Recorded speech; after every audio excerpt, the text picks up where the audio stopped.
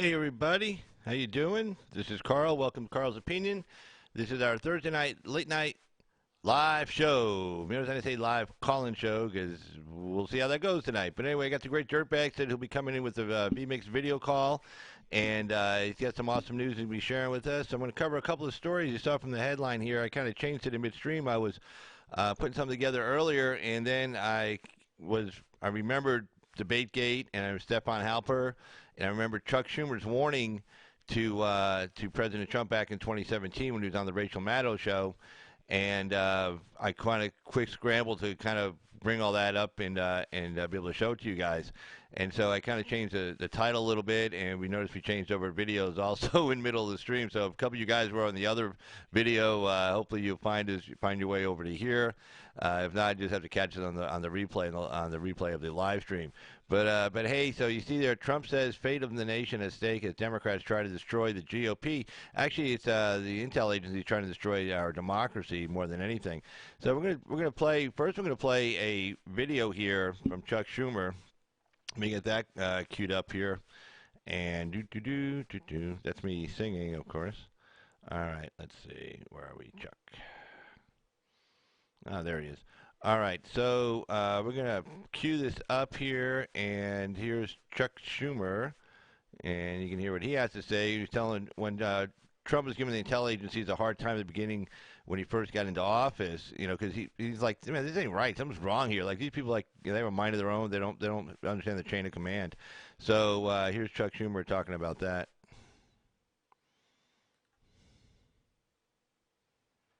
This. I don't want to blindside you with this. This is the latest statement, latest tweet, as you were just saying, the president-elect's latest unsolicited pronouncement on the intelligence community. This was his tweet just a little while ago tonight. You see the scare quotes there. The intelligence briefing on so-called Russian hacking was delayed until Friday. Perhaps more time needed to build a case. Very strange. We're actually told, intelligence sources tell NBC News since this tweet. And that was back in 2017. That was like right after he got inaugurated, and he was having a hard time with the intel agencies at the very beginning. And this is a pretty scary warning from Chuck Schumer. And Chuck Schumer was around during DebateGate, during Jimmy Carter days, and we'll get into the DebateGate thing. I've talked about it before in a couple of prior videos, but I think it's very relevant now, considering how he was an intelligence officer who leaked the information regarding the phone call he had. I mean, he basically spied on the president. I mean, we have intel agencies spying on the president of the United States, having a phone call with a foreign leader, and that is not the intelligence whistleblower statute. It's not even close. Okay, I have the statute. I've looked at it. I've read it. The plain language is really clear. It's for intelligence officers. If you see something going on in the intelligence community under the director of national intelligence, under him, not above him, under him, you can report it. It doesn't mean you can go outside the agency. It's primarily just to protect, the integrity of the agency and to make sure nobody's doing anything stupid inside the agency. It had nothing to do with presidents. That's why when you heard, what's his name? Let's see. Joseph McGuire, the acting DNI, and I kind of really didn't like his testimony that much because he kept saying, well, this guy was acting in good faith. No, he was not. The guy who brought the whistleblower intelligence agency whistleblower complaint knew he did not fit into the statute, knew the facts did not fit in the statute. He was not whistleblowing on a fellow agency member or even a supervisor. He was whistleblowing on a president of the United States. That's why I kept saying it was unprecedented. The word he should have used was he didn't fit into the statute. And so what he wanted to do, he wanted to get that information out public, but it was classified. So if he leaked it, he could go to prison. So instead he says, oh, there's this whistleblower statute out there. Probably consulted some attorneys. They say use this. And they read it and say, well, it doesn't really apply to me. I'm diming out the president of the United States. I'm not diming out an intel agent officer as the statute was written. They go, yeah, but you can always just say, well, you didn't know any better. And the main thing is he wanted it in writing. Why? Because he wanted to go through different people's hands. The more hands it got into, it was going to get leaked eventually. Somebody was going to want to leak it. Maybe he even had to set up in advance for it to get into somebody's hands, and they were going to leak it. He wanted it out in the public domain without going to prison. So he used the whistleblower statute for the intel agency as a way to get this in writing and then pass it on to somebody and somebody else, and then they pass it on to somebody else. And then eventually it's going to end up in the Washington Post or on NBC News. And that's exactly what happened. Okay, he wasn't whistleblowing. whistleblowing is when you do it within your agency. That's the statute was written 1998 for that reason. There was a Directive 19 signed, I believe, by President Obama, and a 2014 appropriations bill which expanded the power, the protection to the whistleblower. So, so there was a remedy in case somebody did retaliate on him, and also it included general contractors like Edward Snowden as well, not just intel officers. So the guy was not acting in good faith. He's full of shit. He just wanted it on paper and being passed through the bureaucracy so it could get out to the public. And as even the Inspector General, who I don't know what statute he was reading, when you read the statute, any idiot can make sense of it, realizing it does not apply to the President of the United States. Period. Okay? So anyway, so here's what Chuck Schumer says, again, back in 2017. So let's take a look here. Has been posted that actually this intelligence briefing for the president-elect was always planned for Friday. It hasn't been delayed. Look, but he's taking these shots, this antagonism, this taunting to the intelligence community. You take on the intelligence community, they have 6 ways from Sunday at getting back at you. So even for a practical, supposedly hard-nosed businessman, he's being really dumb to do this. What do you think the intelligence community would do if they were motivated? I don't know, but from what I'm told, they are very upset with how he has treated them and talked about them. And we need the intelligence community. We don't know what's going on. Look at the Russian hacking. Without the intelligence community, we wouldn't have discovered it. And there you go. So let's take a look at what the intelligence community did way back when. Let's cut over here.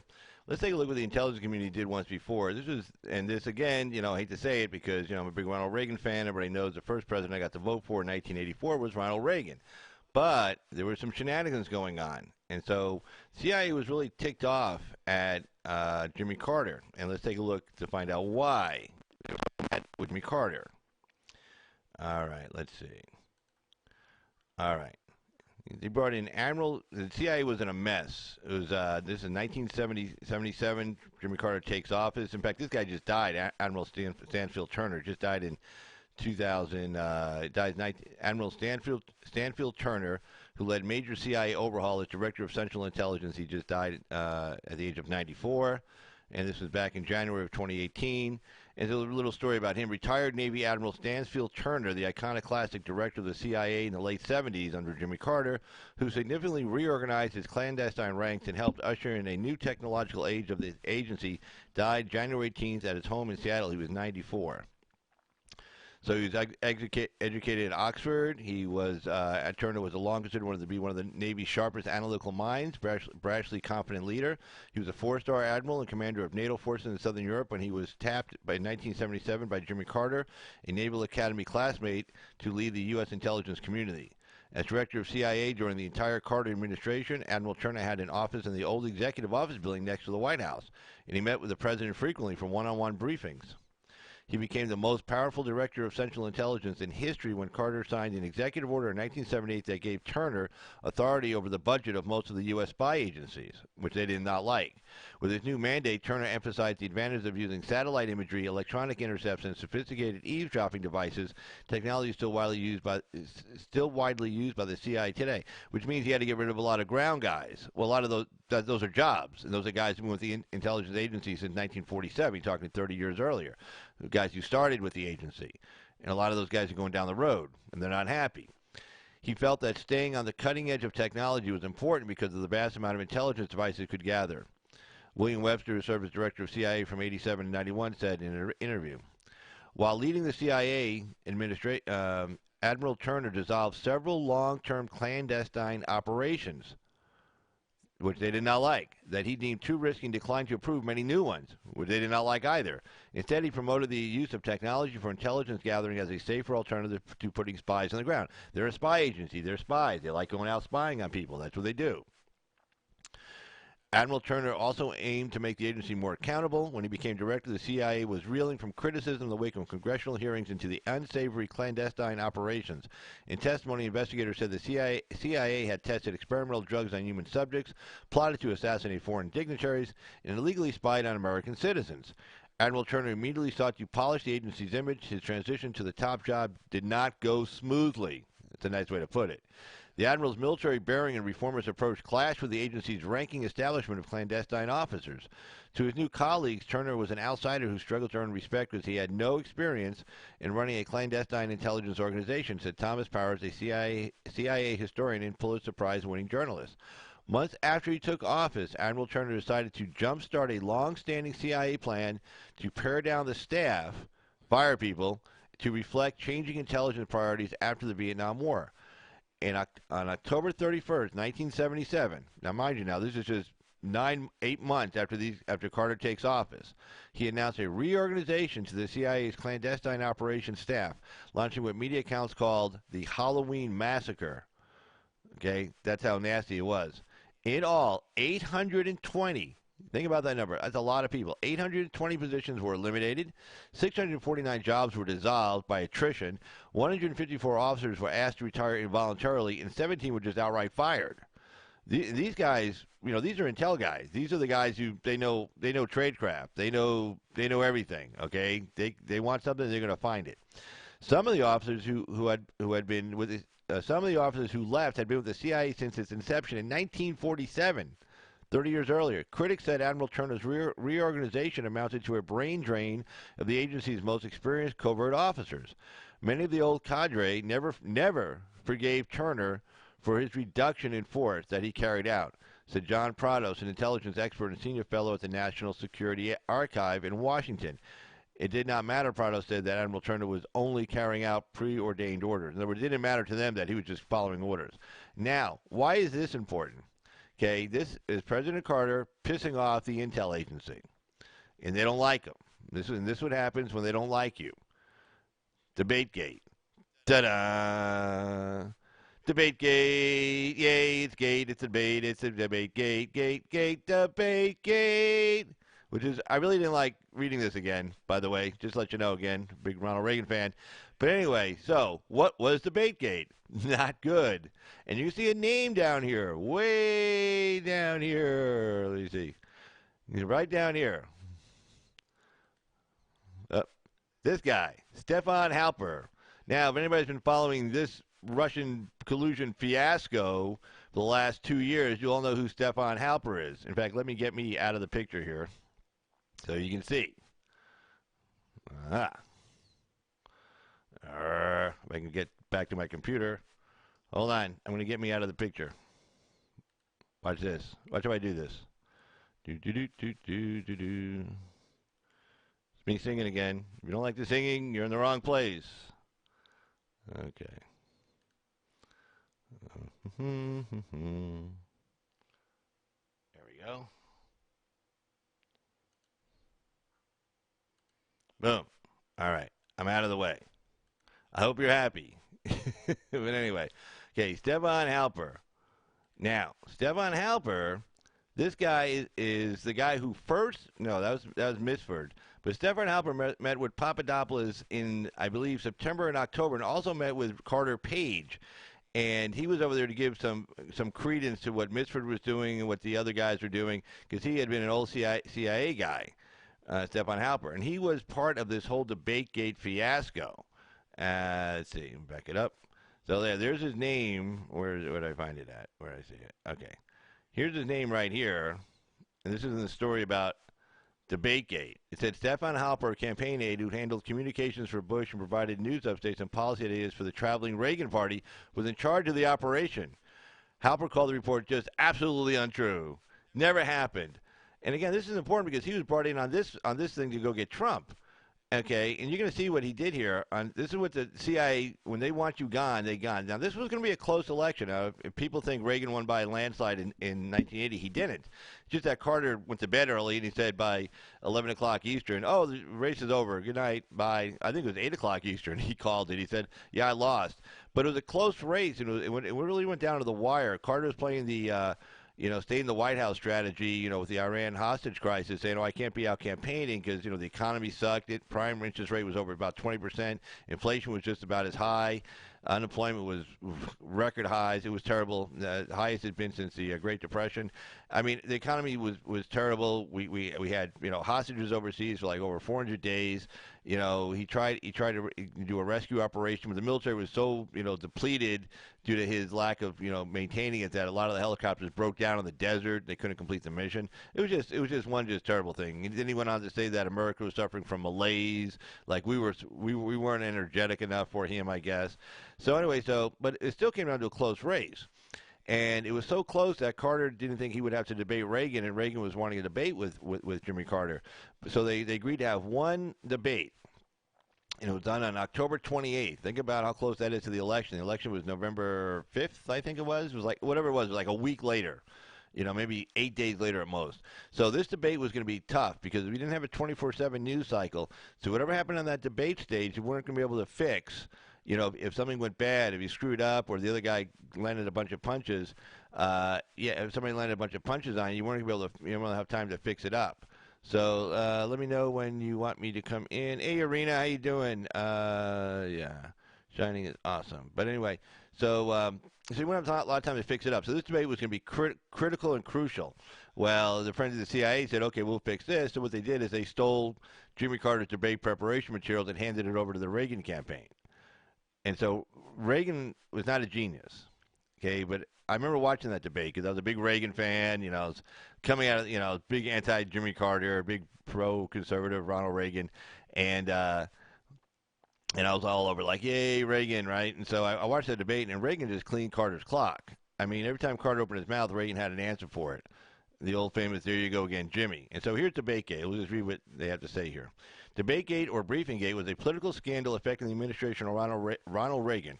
It took place in the final days of the 1980 presidential election.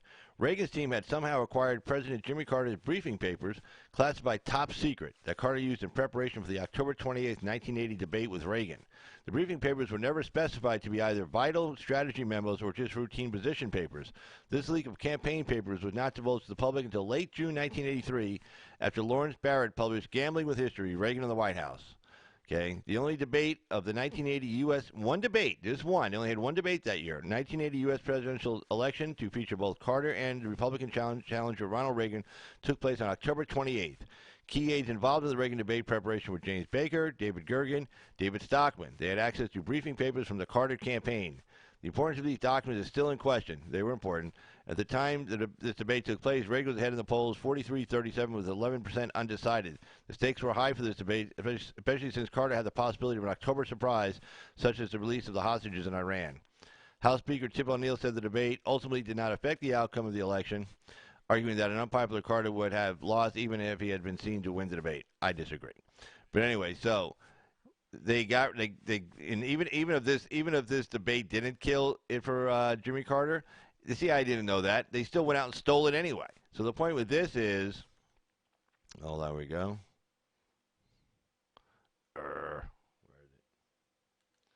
Point with that is that the CIA intelligence agencies want to get rid of Trump. Okay, they tried with the whole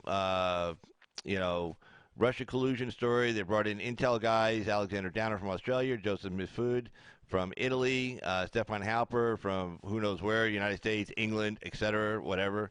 And, foreign agents in because they wanted to use foreign assets to be able to go after his guys and get close enough to Trump to be able to spy on him. And then, in my opinion, give real-time intel to the Clinton campaign. That's why they brought Stefan Halper in. Stefan Halper did it for Reagan against Carter in 1980. In my opinion, this whole thing, even though they kept saying it was this terrible, terrible thing, what they did, the whole plan was just to give real-time intel to the Clinton campaign. Debate preparation materials, you name it. Because, by spying on Carter, Carter Page, and by spying on Papadopoulos, they call 10 people. Each of those people call 10 people. They can track all those calls. They can listen. Finally, they're listening to people at the headquarters, and they're listening to people. They're actually listening to people, talking to one another, emailing each other, preparation materials, speeches, that kind of stuff, donor lists, all that stuff. So that's my opinion of what they were trying to do there. But anyway, let's go ahead and find the great dirtbag here. Let me see if I can get him in here. Hold on.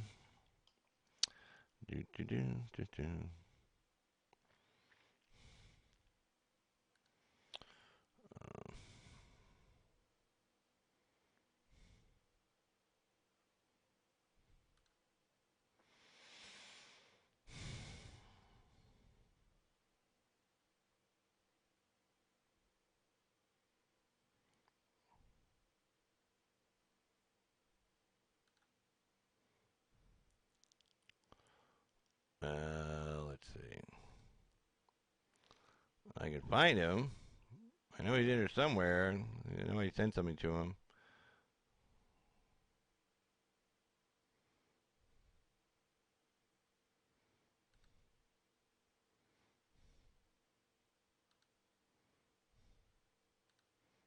There we go. All right, let me get it right here.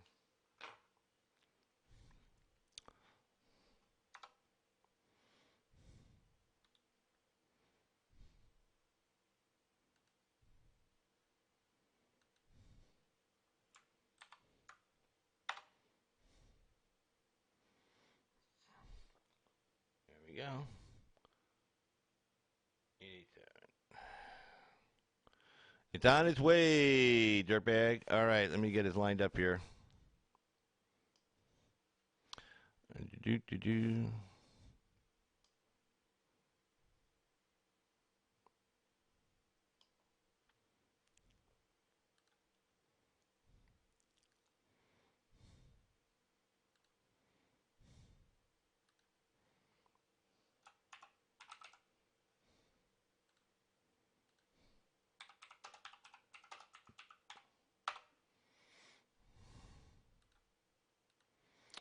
All right.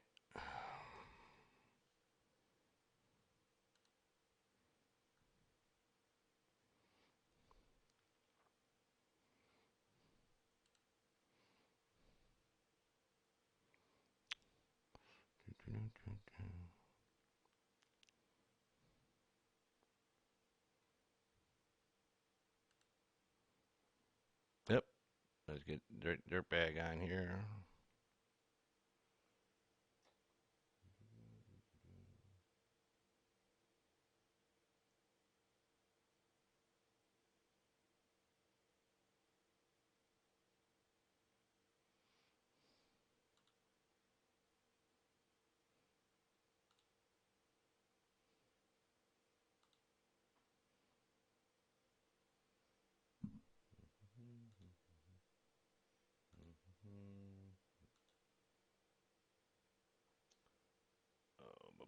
Well, let's do this.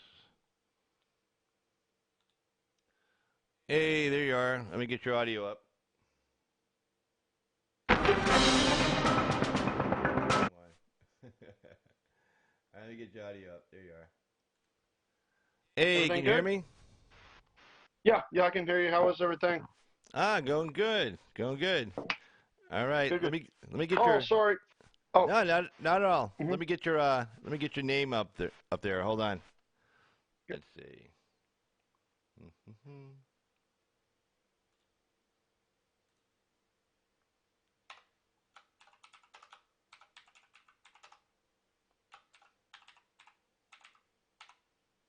There you go. That looks better. All right, hold on. Hey, I'm gonna sorry. switch I'm gonna switch headsets. Hold on. Oh, okay.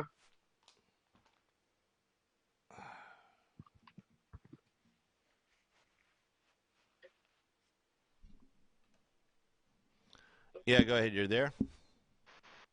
Yeah, I'm here. All right, good deal. All right, so yeah, tell us. You said you had some news that you wanted to share, so definitely, man. If you got something to say, man, let's hear it. Yes. So, I've been waiting. I didn't know you went live the other day, as we all know how the YouTube notifications work. But Right. one of the things that I I had an opportunity to meet with a person. I don't know if you've ever heard of the Roll Exit movement. No. It's by Nathan Watts. I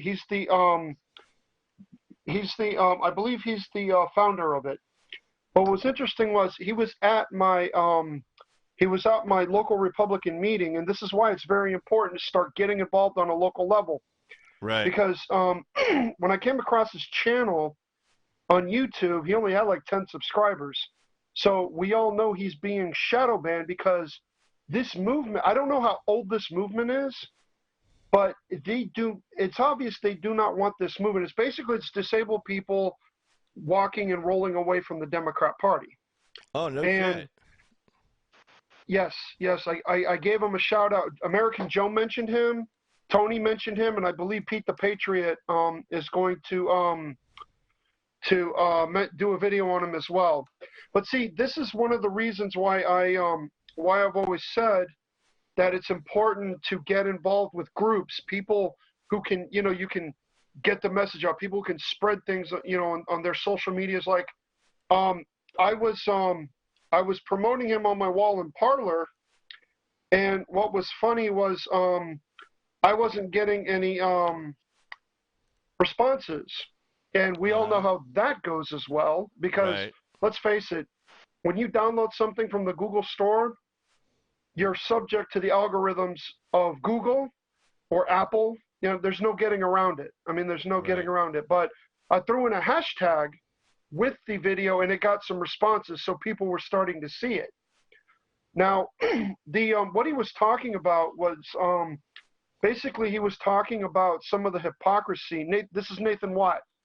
He was talking about some of the hypocrisy in Hollywood, how disabled actors are not allowed. Well, I won't say not allowed, but they're not given the parts to play. Like, let's say if there's a TV show and there's a disabled actor, a lot of times they're not going to get the part. I mean, talk about true bigotry right there. You know what I'm saying? Yeah, especially if you play, like, in other words, so if a disabled guy is playing a disabled guy, they'll give it to somebody who's not disabled. Yeah, exactly. And I mean, when I met with him, we just talked. It wasn't like a meeting or anything like that. But I got to meet him, and I told him I'd give him some shout outs, and he might even be watching right now. I don't know. I mentioned the show, but he had gone door to door. I guess he had done like helping to get trying to get people to register to vote. He had knocked on some 30,000 doors. I don't know how many people are in this movement. I don't know if it's just him starting it off, but we all know that they do not want this movement to catch any traction, because if it does, it can be as big as Brexit and Legsit. Yeah. And that's why I was glad that you went live tonight, because I'm sorry, it's just exciting news. Did you put a link to his YouTube channel in the chat? No, but I can get it. Do that. Hold on, I have to. If you can find it. Well, wait, maybe I can find it. Yeah, I can find it. Yeah, no, I can get it. Okay, let me know, because I'll get it over here if you want. Oh, okay. Roll exit, ROLL EXIT. All right, let me pull it up.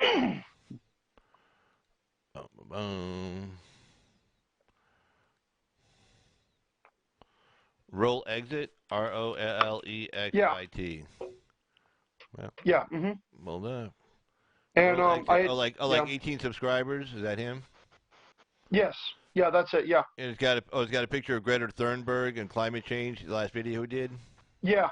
Okay. Yeah. Let me get his thing here. Okay, I'll see if I can put it down. But there's a video. I'm sorry, Carl. This is just exciting. It's, if we can bring awareness to this movement, and I have here some statistics too that he shared with me, and I have them.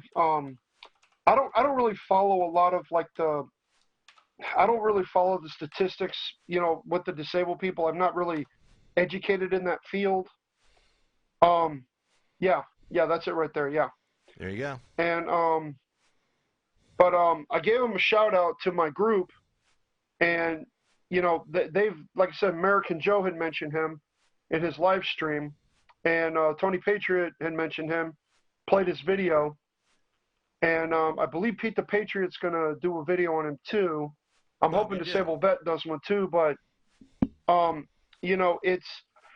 trying to push him on my wall in Parler as much as possible, but the algorithm, as we all know, the algorithms are changing, and they're going to find ways to suppress the videos. But it seems like hashtags seem to get things out. Like, I guess hashtags kind of create a way for things to be found and searched. At least that's what my buddy who podcasts was telling me about. Yeah, no, I mean, I've heard that too. Yeah, because I've never quite understood the whole hashtag out, like how you can find something. But I guess if you hashtag something that, and then somebody will search for it, I don't know. But I guess it's a way to find shit. And then, like, if you want to, if you want people to find it, you put a hashtag, get laid, I guess. I don't know. Then people say, "Oh, look, hashtag get laid." Ah, that's trending. You know, I know. Yeah. I don't really understand it, but I guess it works. Hmm. Yeah. But I mean, if it's okay, I'll go through some of these statistics, but I don't want to No, go I don't ahead. want to No, go ahead. Okay. Yeah, because no, What what he I'll do was is we'll go one through of the this. things. No, we'll go through this, and Hmm. we'll come back Hmm. around to the whole Trump Ukraine thing. So yeah, go ahead, do this. Oh, okay. Yeah. Um, This is facts and statistics. 65% of disabled people over the age 16 make less than 35,000 a year, and it was done by the American Community Survey 2017 5-year estimates. The average cost of health care for a disabled person per year is over 13,450. 2014 Medical Expenditure Panel Survey. Employment Status 2017 American Community Survey 2017 1-year estimate. There's a graph here, but I won't go into that. It's like, red is not in labor force 73%, unemployed is 24%, which is blue, and then unavailable data is 3%.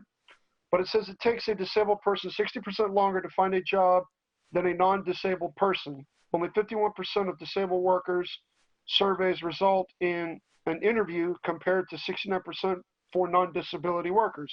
Opinion Survey 2017. In 2016, disabled adults with a college education had an employment rate of 59%, 10 points lower than all adults with a higher school diploma or less. 69%, 27% points lower than all adults with a college degree, 86%. In 2018, over 700 babies in the state of Florida were aborted due to severe fatal abnormalities. Florida Agency for Healthcare Administration 2018. So now, are they So the doing? Rolex. Are they doing Hmm? better under Trump? Is that why they're kind of like rolling away from the Yes. Democratic Party? Yeah, that's what he's trying to get people to understand. Because I mean, I don't know. I would have to say that most disabled people probably vote Democrat because, a lot of Benefits. them are on pensions and government health cares and they don't want to lose any of that. Right, And they right, fear maybe like under Trump, they fear maybe under Trump they're going to lose some of their benefits. But right, we all know that that's not the case. I mean, unless you're abusing it, yeah, you're probably going to lose it.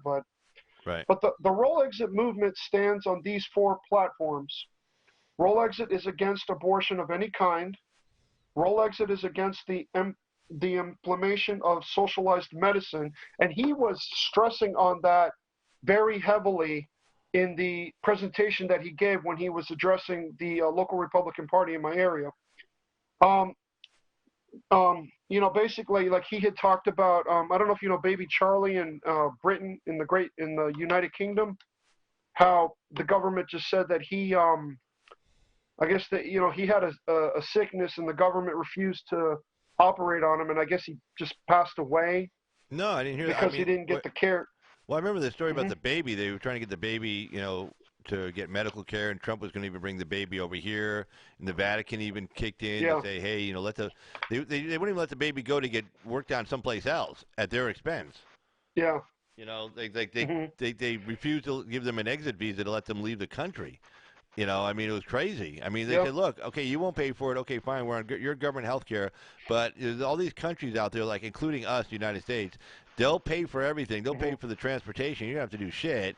We'll go. And they say, no, we don't want you to do Yeah. that. It'll set a bad example. Like, it'll make people think, like, we're not taking care of you. So instead, they're going to, like, let the baby die. It was really gross. I mean, Yeah. there's your government-run health Hmm. care right there.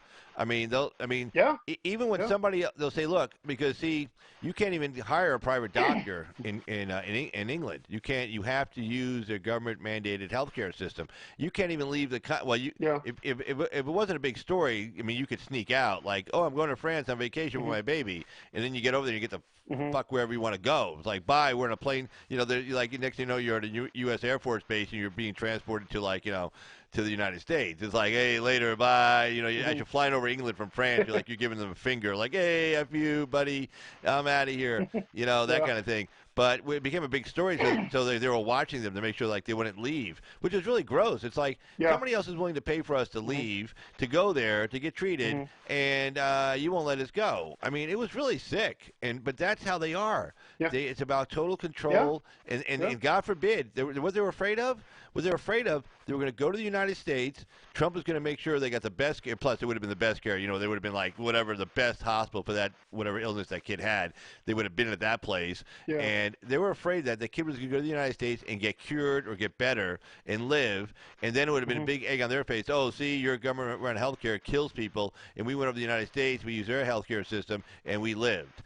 And they did not want that story, and they were willing to sacrifice that little baby, that baby's life, in order to not let that narrative be told that there's better healthcare options other places in the world, and England is not the best, far from it. And that's these gross people. Yeah, and also, Carl, just real quick, let's remind the cheap seats that without a free market economy, they can't pay for all the socialized stuff that they want to see happen, because you got to have people working in order to tax them. But you know, cheap seats think government has money of their own. But one of the other things too that Nathan Watt, like he was talking a lot about this too, is like the bigotry in Hollywood. It's like he could, like when you watch him talk and you see him talk, you can tell that he has a very, very huge, I won't say hatred, but a dislike towards the way Hollywood treats the disabled community. Because, you know, why can't a disabled actor play the part of a person, you know, like if a character's crippled in a story, in like a soap opera or a story, let them play the part, you know. But he's exposing the bigotry in Hollywood towards actors with disabilities. You know, I mean, I don't really know of any actors who are disabled. I mean, I'm sure that there are out there, but I'm sure there's a few. You know, I mean, you know. Yeah. But you know, but you know, he's very sincere. He's a really nice guy. I'm hoping and praying that we can help bring awareness to this movement, because, like I said before, they do not want another Blexit or another Lexit happening, because those movements are huge now. And this could be like the next big movement if enough conservatives get aware of this. I mean, you know, like I said, I shared this out with my group, and hopefully, you know, people here in the chat, you know, shout it out and help bring awareness. You know, I mean, they need help with things. You know, they need. I mean, you know, if you can donate to them, donate to them. I mean, I plan on making a donation here soon as I can. Right. But you know, you know, he's legit. He's sincere. He wants to bring awareness. You know, and he's like I said, I didn't have a lot of time to talk to him, but you know, he seems to be a really nice guy, and you know, I'm here keeping my word. If he sees me, he, you know, I'm letting him know, hey, look, Nathan, I'm keeping my word and giving you a shout out like I promised you. You know. Yeah. I mean, Carl, because you know, we got 15 months, 14 months till election, and we. Yeah, man. It's you know, quick. I mean, like I said, yeah. I mean, you know, we gotta make sure that, you know, people are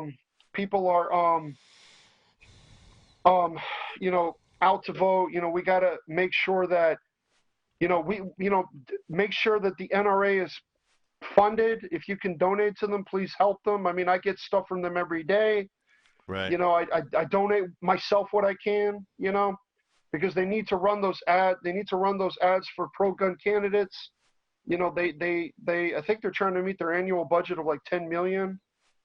I mean, you know, it's you know, I mean, we're in a crucial tipping point in our nation's history, and all of us, we are digital soldiers, for a lack of a better term. You know. Right. I mean, I totally agree with you. Mm-hmm. Totally agree with you.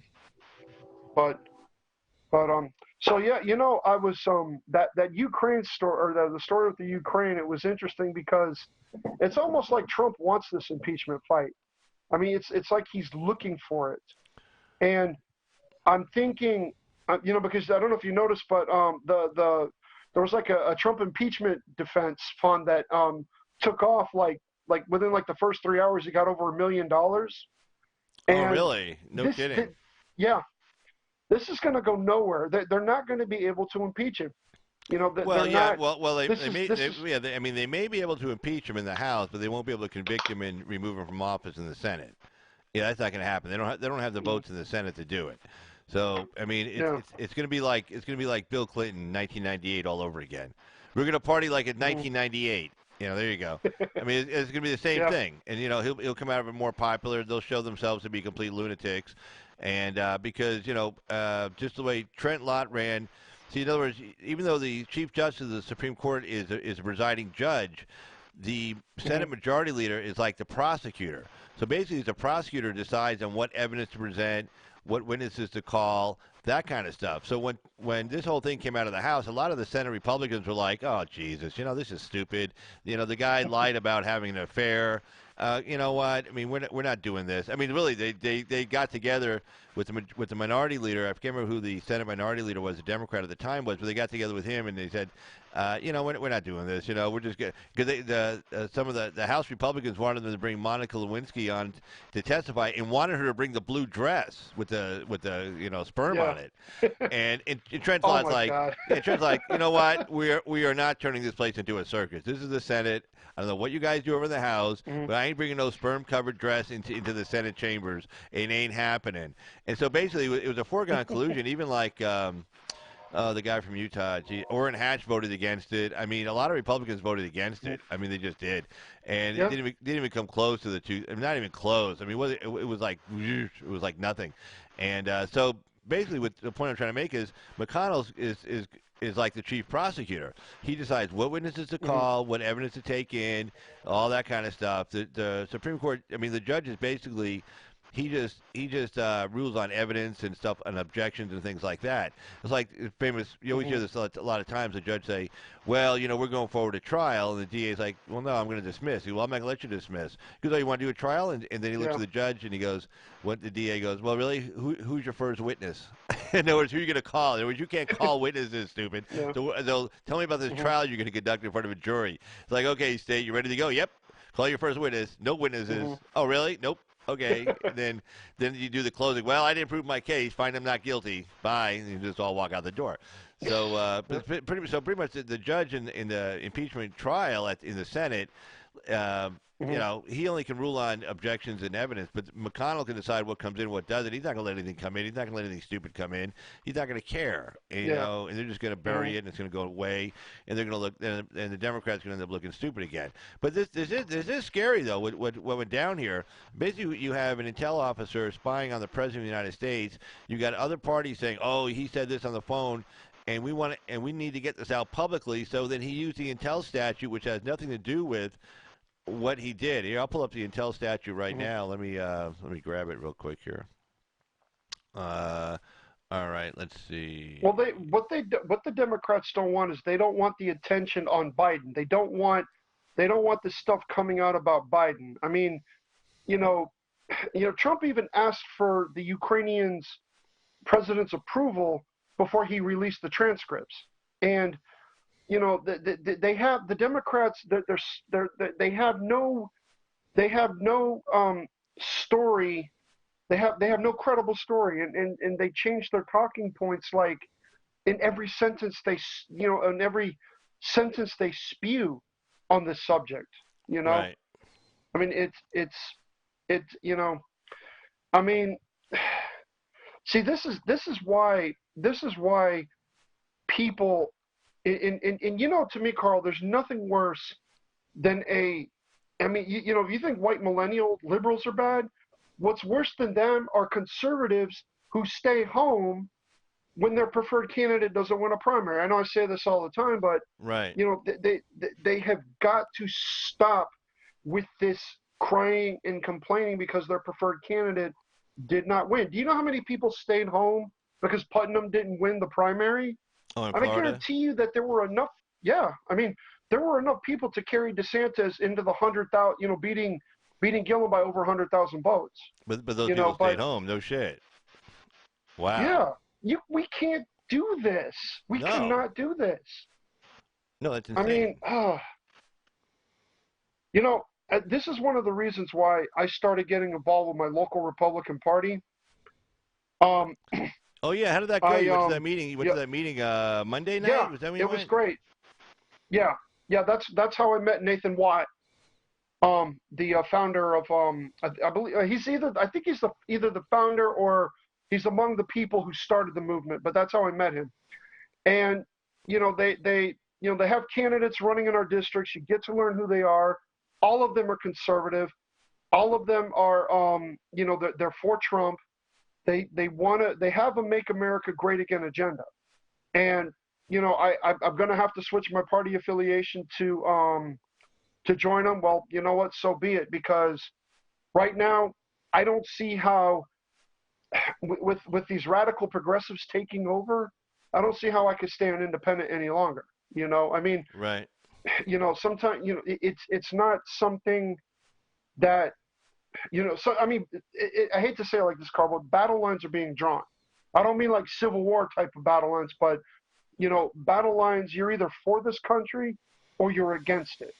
No, I mean You Steve. No, either Steve. you Steve either Bannon. Steve Bannon said something similar to that effect. Like, hey, look, when Pelosi came out there Tuesday and said we're going to go forward impeachment and impeachment inquiry based on these stupid Mhm. facts, he pretty much said, hey, man, that's it. This is no time to be sitting on the sidelines. This is it. I mean, there's no time to be. Yeah. In other words, he was trying to tell Republicans, look, this is no time to be going, oh, well, gee, Trump this, Trump that, whatever. No, this is time you got to stand up and be counted, and you got to, and then even like, okay, we hate these people with R's next to their names, but, we need the Senate, we need the House, and maybe you don't like this guy. Maybe this guy might even give a shitty vote.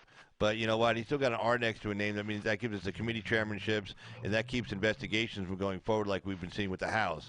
Even if you win the House by one vote, if you get one more vote than the Democrats in the House, you have that one vote majority. Mhm. That means you're in charge. You get the speakership, so you decide what bills go to the floor, and then you're also Mhm. you're chairman of those committees. So the chairman of the committee gets to decide Mhm. what hearings to hold, what witnesses to call. So Adam Schiff and John Lewis and Cummings and all those idiots, they're no longer chairman, and they don't. And Schiff wouldn't get to call these stupid hearings and all this other stupid crap. So I mean that's important. Mhm. One little Yeah. vote difference in the House, you get the speakership, which decides Yeah. what bills come to the floor for a vote, and then you get all the committee Mhm. chairmanships. That's in charge of subpoenaing witnesses and holding hearings, and you can say no, no, no, no, Mhm. no. So yeah, I mean we got to get out there and it's not time to be nuanced. This is no time to be nuanced. Okay. This is time to get out Yeah. there and vote. And the guy, if he's an incumbent and he's got an R next to his name, he could be the biggest dick in the world. He could even vote he can even be talking shit about like Romney. He can even be talking shit about Trump right now. Might even vote against him on some shit. But you know what? He got an R next to a name Yeah. that gives us a Senate majority, that gives us Mitch McConnell, that gives us, the judges, that gives us everything, And so we may lose Romney. Mhm. We may lose Romney on 80% of the time on votes. But that R next to his name gives us the majority, and Yeah. and you rule the Senate. That one little vote gives you the majority, and you get everything. You get everything that goes along with it. So if even he votes against Mhm. us 80% of the time, he got an R next to his name. You know what? You primary him. Potential the primary winner loses in the general. You just gave up a seat. You lose Mhm. majority in the Senate. You then get Chuck Schumer as your majority leader. Think about how much fun that will be. Mhm. And if the Dems keep Yeah. the House, oh my God, what a nightmare! What a nightmare that'll be. Yeah. I mean, it's going to be bad because right now, their biggest focus is getting rid of the Second Amendment and the First Amendment. That is why they are pushing gun control legislation. They want red flag laws without due process. They want any kind of excuse they can use to disarm law-abiding citizens. They don't have the they just there's it's for them it's all or nothing right now because they're throwing everything they have at defeating Donald Trump because the whole goal is to defeat Trump in 2020 with any candidate. If it's Joe Biden, they will, they get Joe Biden elected. Whoever he runs as his VP is going to take over. They're going to 25th Amendment him. They're going to Right. get him out. They're going to replace him with the VP, and he or she is going to start writing executive order after executive order. Yep. They're going to reintroduce legislation that the Senate refused to pass. they're gonna, and it kind of makes you wonder what they're gonna do with all these Republicans in office. Are they going to send their personal army to arrest them? I mean, I remember reading a story about, where was it, in Oregon or somewhere, where they sent some GOP, or they sent some police after some GOP or something like that, somebody from the GOP to hold, to force him to come to the local Senate or something like in that. Oregon or Washington. Yeah. Well, the GOP did the same to the Democrats in Wisconsin with Scott Walker. So yeah, I mean, we did the same thing to them. So yeah. Yeah. Yeah, that's true. Yeah. That's true. I forgot about that. Remember Scott Walker? But, they took off. What state? They were in Wisconsin. Where did they go, to Michigan or what's right next to Wisconsin? Oh, Idaho. They went to Idaho. Didn't they go to Idaho? I think they went to Idaho. The Democrats went to Idaho, and they were like hiding out. And Walker like, you better come back here. And, like, he's chasing after them as they're running, and they make this big leap across the border. Yeah, they're airborne, and Walker's trying to grab them by their feet, but he can't get them. But no, I'm just kidding. He didn't do all that, but still. But no, I don't know. I mean, well, there was this article today that I pulled up. Let me see if I can grab it real quick here. Let me push us back over here real quick. All right, let me see if I can get it. Let's see.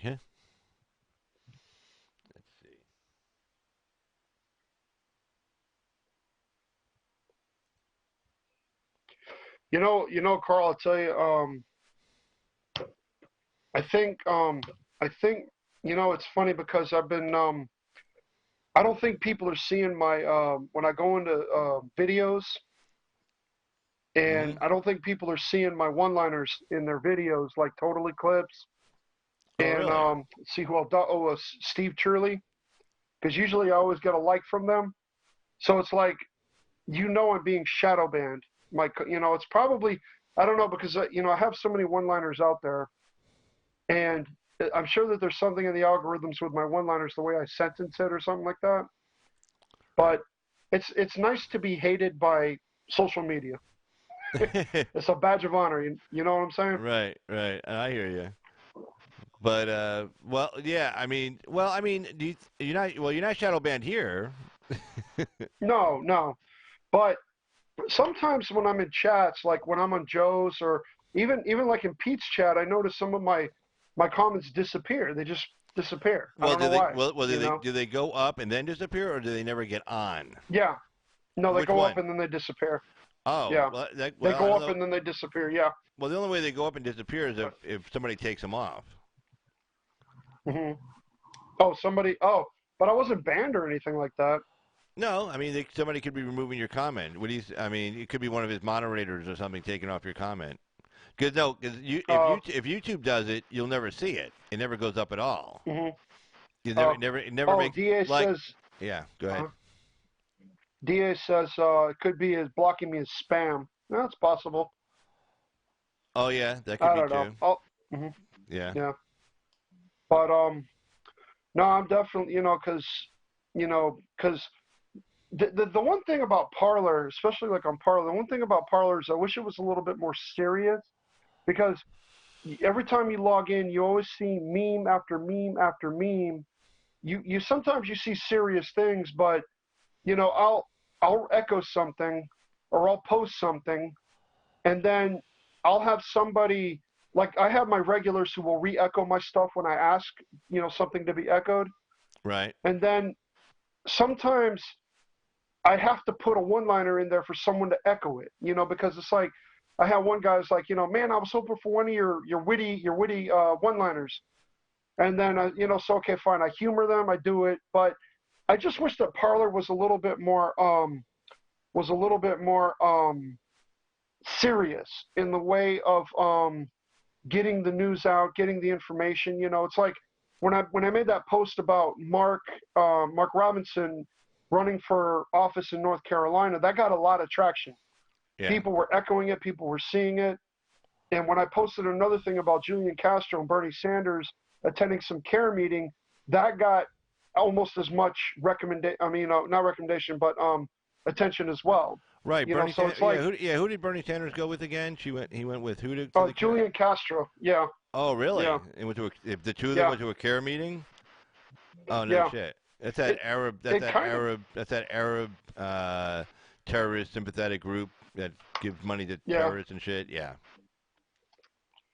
Well, it's, another thing too that I posted up on my wall on Parlor, because I had a guy. I don't think he was a troll, but he had asked me, if I mentioned this before, Carl, do remind me. I don't recall if I did, but if I do, please remind me.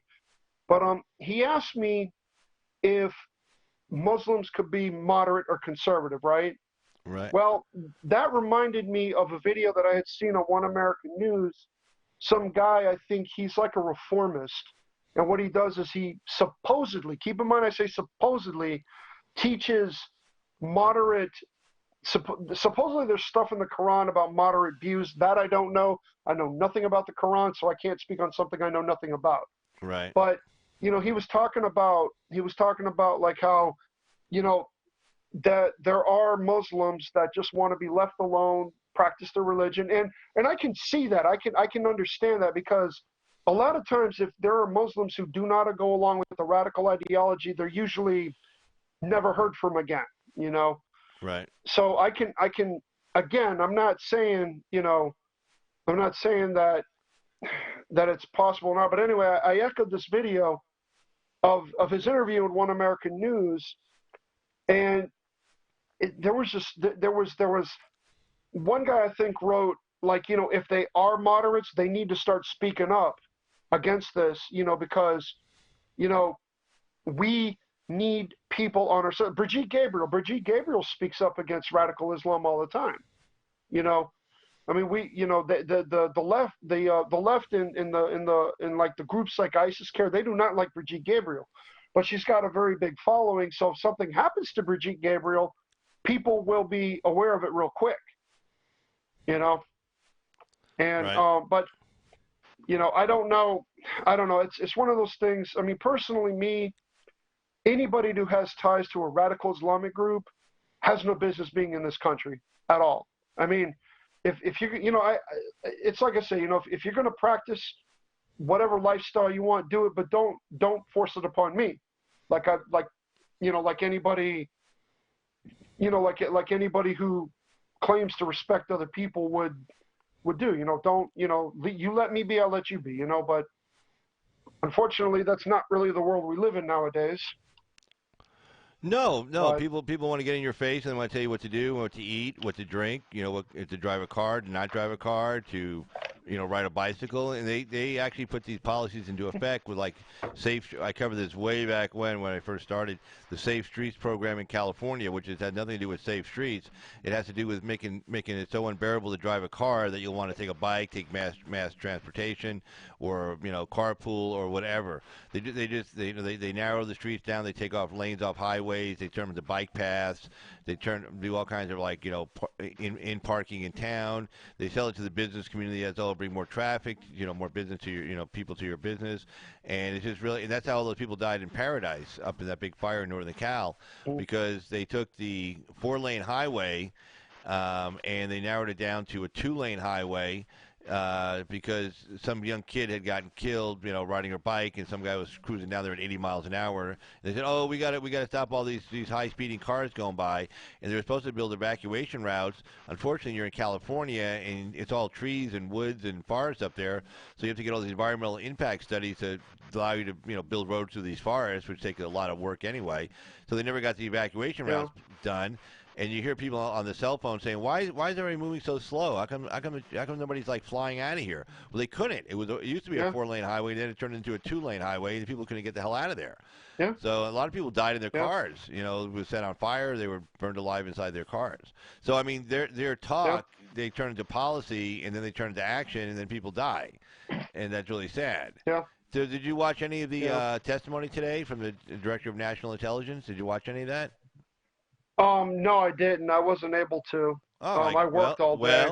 Well, I But, tell you what, you're in luck. I happen mhm. to have some, so we'll check Cool, it out. awesome. Let's hold on. We'll minimize us so we don't get in the way here. You know. But yeah, I'm already making plans because I've been talking with the head of our I've been talking with the guy who runs the local Republican Party here Mm-hmm. in my town, and I've been telling him, look, bro, anything you need, let me know. Okay, my vehicle, everything like my time, if I can, do it, is at your disposal. Like Oh, good if deal. Yeah. like I said, I'm planning. I got some vacation time that I want to save for close to the election, and I'm going to be trying to use that time to get people to the polls. I mean, because I'll tell you what, mail-in ballots is not a good idea this election. It's not, because No, no. You I want to show guarantee up. You you, want to show up. Definitely yes, show up. yes, because I guarantee you these globalists have people they have people who oversee the mail in their payroll, and we all Right. know that anything, I don't know how they go about doing it, but any, oh, like people, like like people who are in charge of the mail, people who distribute the mail, they have people, they have agents within there that can, you know, potentially, although you don't think they would want to do that, because how do they know if it's a Democrat?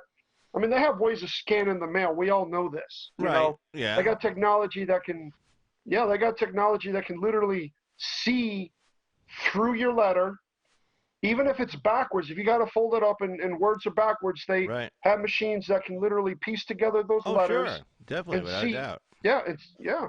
I Well, I mean, tell you what. Let's take a look at and some of this. Let's take a look at some of his hearings today. And this was okay, Acting Director of National Intelligence Joseph McGuire testifying in front of the House Intel Committee, and these are some of the Republicans asking him questions. So let's take a look at that. Here we go. That you went through in applying the laws with respect to this complaint it is incredibly admirable in the manner in which you've approached this. Now, I've read the complaint and the transcript of the conversation with the President and the President of Ukraine. Concerning that conversation, I want to say to the President, this is not okay. That conversation is not okay, and I think it's disappointing to the American public when they read the transcript. I can say what else it is not. It is not what's in the complaint. We now have the complaint and the transcript, and people can read that the allegations of the complaint are not the allegations of the subject matter of this conversation. What else it's not the conversation that was in the chairman's opening statement. Now, while the chairman was speaking, I actually had someone text me, is he just making this up? And yes, he was. Because sometimes fiction is better than the actual words or the text. But luckily, the American public are smart, and they have the transcript. They've read the conversation. They know when someone's just making it up. Now, we've seen this movie before. We've been here all year on litigating impeachment, well, long before the July 25th conversation happened between the President and the President of Ukraine. And we've heard the clicks of the cameras in this Intelligence Committee's room, where we've not been focusing on the issues of the national security threats, but instead of the calls for impeachment, which is really an assault on the electorate, not just this president. Now, the complaint we now have, Mr. Director, is based on hearsay. The person who wrote it says, I talked to people and they told me these things. The American public has the transcript and the complaint, so they have the ability to compare them. What's clear about the complaint is it's based on political issues, Mr. Director. He's alleging, or she is alleging, that the actions of the president were political in nature. Now, that's my concern about how this is applied to the whistleblower statute. The whistleblower statute is intended to be able to provide those in the intelligence community an opportunity to come to Congress when they're concerned about abuses of powers and laws. But it's about the intelligence community. It's about abuse of surveillance, about the abuse of the spy mechanisms that we have. This is about actually the product of surveillance. Right. So you see what he's saying here. He's saying like, hey, look, what this whistleblower statute was not about being able to dime out the president of the United States. It's about diming out fellow members of the intelligence community about abusing surveillance, abusing funding, misappropriating funds, that kind of stuff. Yeah. And then you don't want to necessarily go to the administration, so you're supposed to go to the Inspector General first. Then he puts it on, passes over to the Director of National Intelligence, this guy. Then he sends it over to the House. And so you have a separate body examining whether the administration is acting badly, and then you're not allowed to retaliate. But that statute does not apply to anybody outside the intelligence agencies, the intelligence community. So it doesn't apply to President Trump. It doesn't apply to anybody above this DNI guy. And it might apply to like other intelligence agencies like DOD or stuff. But even if it did, it's the DOD's Inspector General first. You're not supposed to go right to Congress. So it definitely doesn't apply to the president. So the guy wasn't acting in good faith. He knew the statute didn't apply to him. It didn't apply to diming out the president, but he wanted it on paper because he knew the more people handle that piece of paper, the better chance it's going to get leaked. It'll be in the public domain, and that's really what he wanted. Supposedly the guy's a Biden supporter too. That's the rumor going around right now. The whistleblower himself. Yeah. Well, Biden also had the that Inspector General in the UK that was looking into those shady business deals, or that his son was involved with. Yeah. And and now this guy that the Ukrainian president, whoever he appoints, is going to be somebody that he knows is going to get the job done. Who's going to be who's going to act in the interest of the people, not for special interest globalists who want to just run amok and doing whatever they want. Right.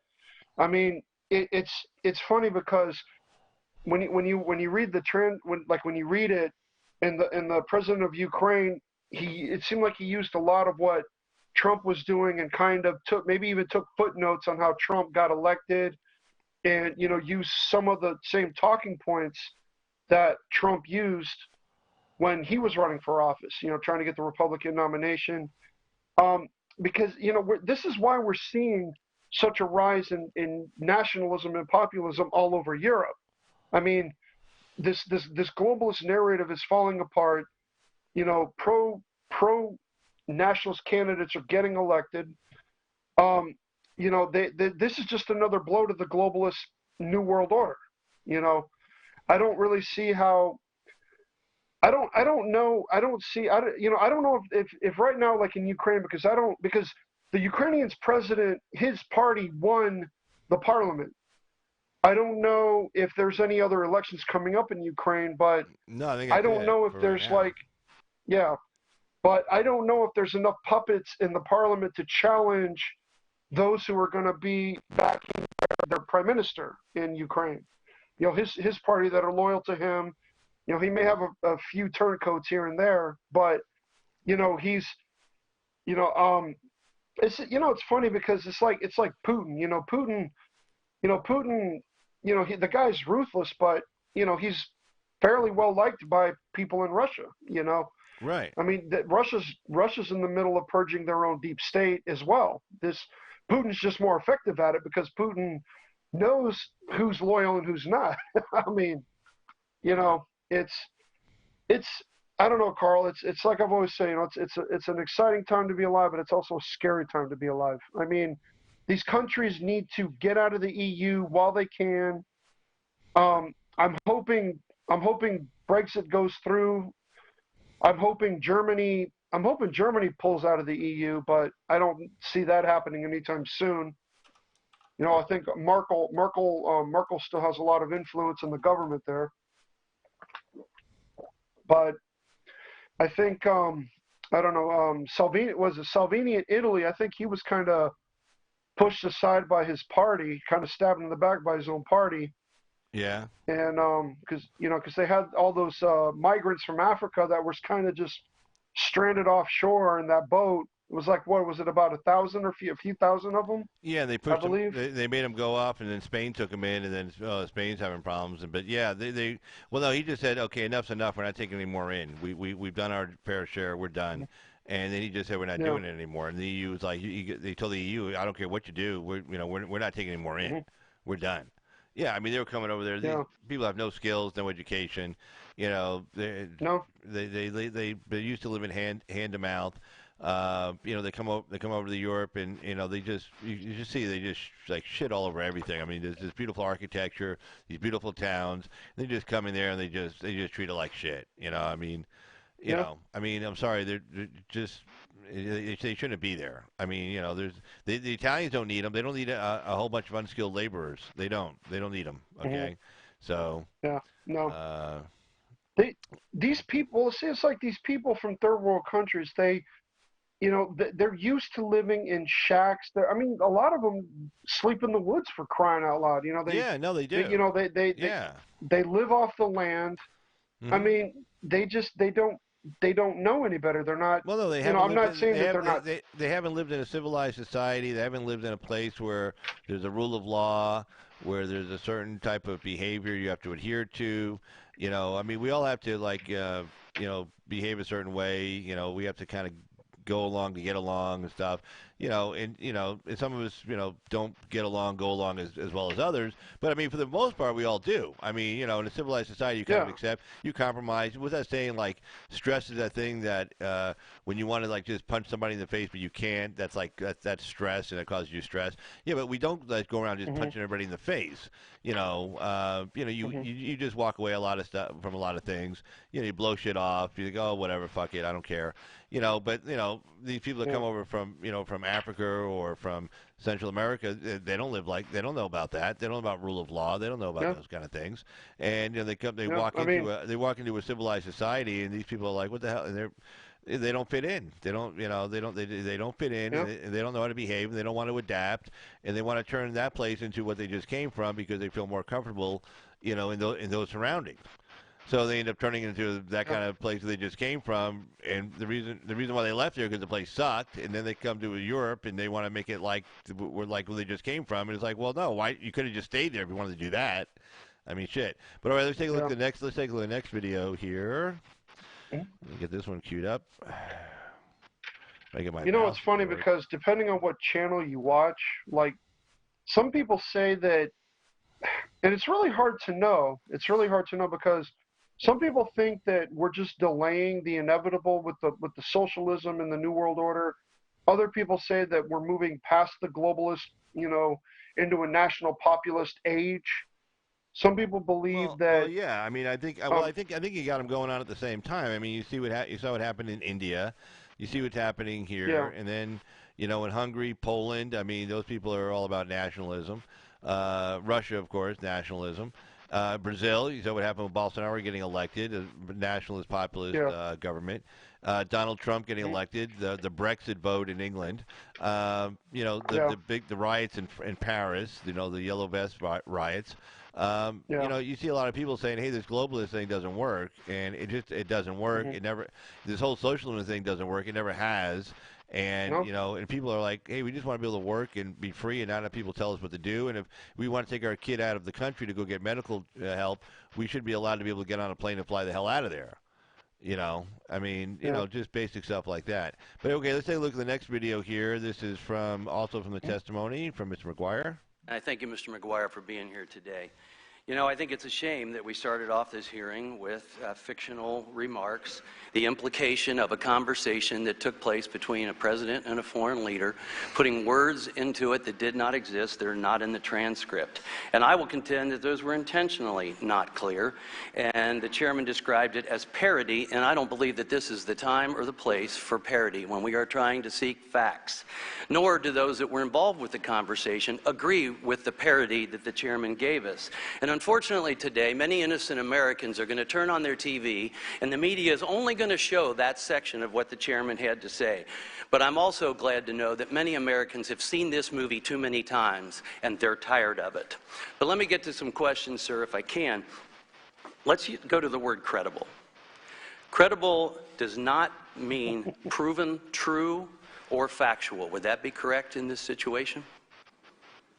I find no fault in your logic, Congressman. Okay, so, the interpretation, it was credible. But also, was that decision made by the IG before seeing the transcript of the conversation?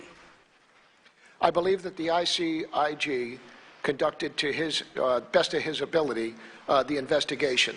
and he found to his ability that based on the evidence and discussing it with the whistleblower, that he thought that in fact it was credible. But the IG didn't necessarily have the transcript of the conversation. He did not. No, he did not. Okay, that's my question. So to Yeah, see, that was important there. When the Inspector General wrote a report saying that this guy was credible, he hadn't seen the transcript yet because he only had 2 weeks to get that report out, and he didn't want to go through the whole rigmarole of trying to get go through executive privilege and stuff. So all he had was what this guy was telling him, and then he interviewed some of the people, I guess, that told him whatever he said, but he still never had the transcript. But when you take a look at the guy's complaint, you compare it to the transcript, they're two totally different documents. I mean, his complaint is hyperbolic, it's overblown, and when you actually see the terms of the transcript, you see that Trump didn't say, basically what the guy's complaint said. Trump said to him, hey, I know you want these missiles, but this Biden guy is running up my ass over here, and I need you to investigate him, get some dirt on him, or we're not going to send you any missiles, and the Russians are going to invade and take you over. My friend Vladimir will take you over. Ha ha ha ha ha. I mean, that's pretty much the guy wrote in his complaint. Was that? Well, that's not what happened. When you read the transcript, it's not even close to that. So the idea that they're still running off on this stupid complaint is it's nonsense. But anyway, we'll continue on with what they have to say here. Hold on. another point, one of the issues that arose out of the Russia investigation last Congress was a question over the latitude provided to the U.S. President to conduct foreign affairs. In 2017, I asked then CIA Director Brennan how he viewed statements made by President Obama to Russian President Medvedev regarding having more flexibility to negotiate after his 2012 election. And President Medvedev replied that he would transmit the information to Vladimir and that Medvedev stood with President Obama. That was in an open hearing. Director Brennan wouldn't entertain my question and insisted on not answering due to the fact that the conversation was between the heads of government. That's what he said. He further claimed he was avoiding getting involved in political or partisan issues, which brings me to a similar question related to this whistleblower complaint. So, do you remember that dirtbag when Obama got caught on that open mic talking to the president of Russia, Medvedev, and he says, "Hey," I think so, yeah. Yeah, it was in 2012, right before the election, and he said, "Hey, because the Russians wanted Obama to kill putting the defensive missiles in Poland, the anti-ballistic missiles in Poland." And Putin really wanted him to stop that, and Obama wanted to stop it, but he couldn't because he had the election coming up. So he told Medvedev on an open mic, hey, they were talking about that issue, and he goes, hey, tell Vladimir I have a lot more flexibility. This is my last election. After my election, I can do what I want. Just tell him, sit tight, and I'll take care of it then. And then Medvedev goes, Mr. President, yes, I will tell Vladimir. I will tell Vladimir about our secret devilish plans. Oh yes. And then of course nobody bitched about that. And here's this guy actually saying, hey, don't worry, I'm going to screw the American people over as soon as I get reelected. Then I'm just going to do what I want. And he's making a deal with like Vladimir Putin, the devil. Here's the guy actually making a deal with Vladimir Putin, President Obama, and of course nobody thinks that was a bad thing.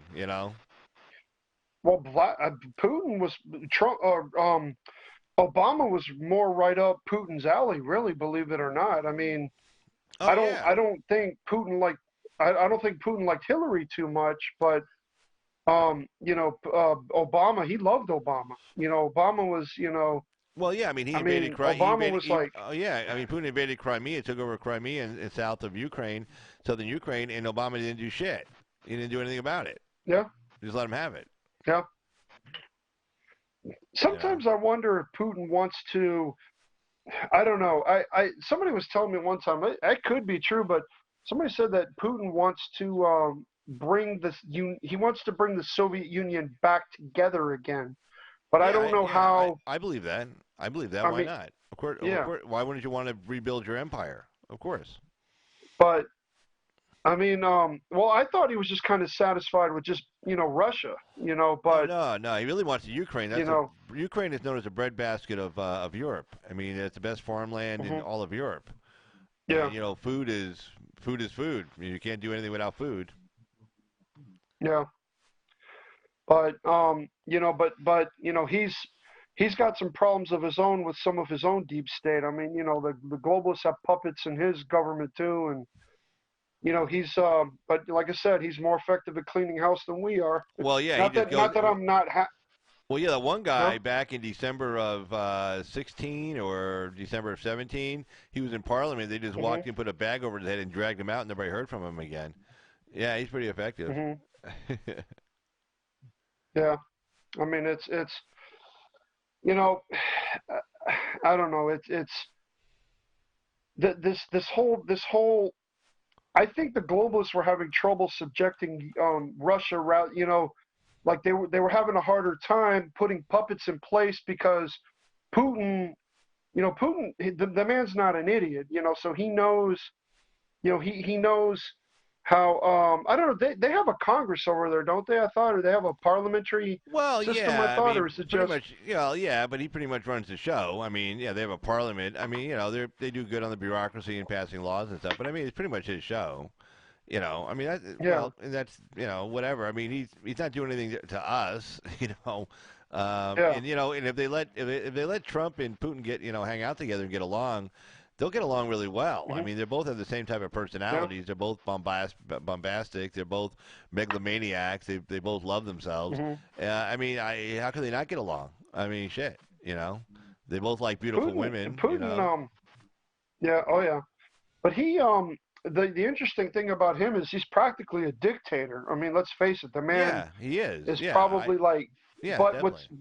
what's interesting about him is he seems to allow free markets more than any other dictator would. I mean, I guess I mean, I mean, let's face it. If you were to compare Putin to Saddam Hussein or to Fidel Castro, Putin's more of an angel when you compare him to those two.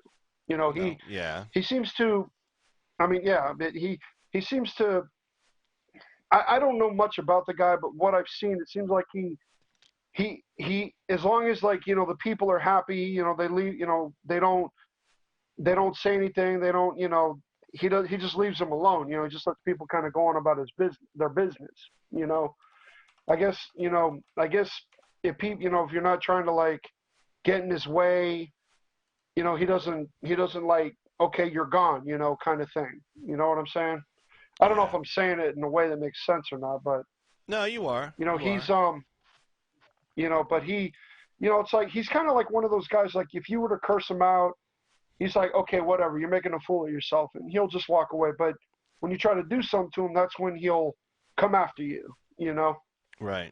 But it's he's gonna be in power for a very long time, and there's a reason why he's been in power as long as he has. That's true. That's true. All right, let's go But and finish up with this hearing. Let's go and finish up with this one here. All right. sorry, Carl, I don't know a whole lot about Putin. I'm just trying to go off of what I No, have seen about the guy. no, not at all, man. You're doing good. And one, you said this executive privilege is unwaverable, and I think that's kind of consistent with CIA Director Brennan was implying. Congressman, only the White House and the president can waive executive privilege. The president exerts executive privilege, and only the White House and the president can waive that. So Director Brennan gave me the impression then that was like, that's the rule, that's the law, so I'm going to have to go with that. But do you believe the president's entitled to withhold his or her communications from Congress if the conversation is used in a whistleblower case? I think that the president, when he conducts diplomacy and deals with foreign heads of state, he has every right to be able to have that information be held within the White House and the executive branch. And if yesterday, I think the transmission of the call is unprecedented, and it's also, I think that other future leaders, when they interact with our head of state, might be more cautious in what they say and reduce the interaction that they have with the president because of that release. So we may need to change our process here because I guess if a decision regarding executive. All right, and then let's take a look at my last clip right here. Here we go.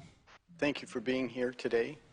I want you to know the good news is I'm not going to treat you like a child, and I'm going to give you a chance to answer your questions if I ask you something.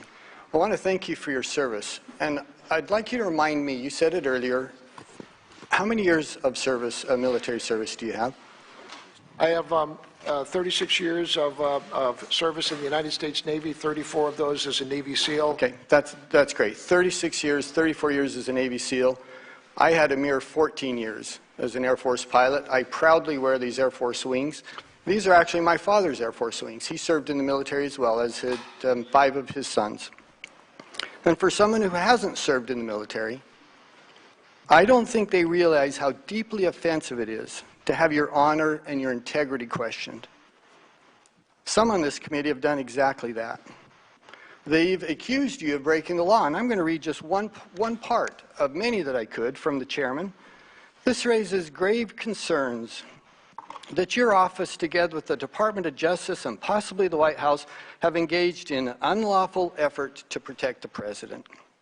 And there's others that I could read, as they have sought, I believe, to destroy your character. So I'm going to give you the opportunity to answer very clearly. Are you motivated by politics in your work or your professional behavior? Excuse me, sir, I'm sorry. Are you motivated by politics in your work or your professional behavior?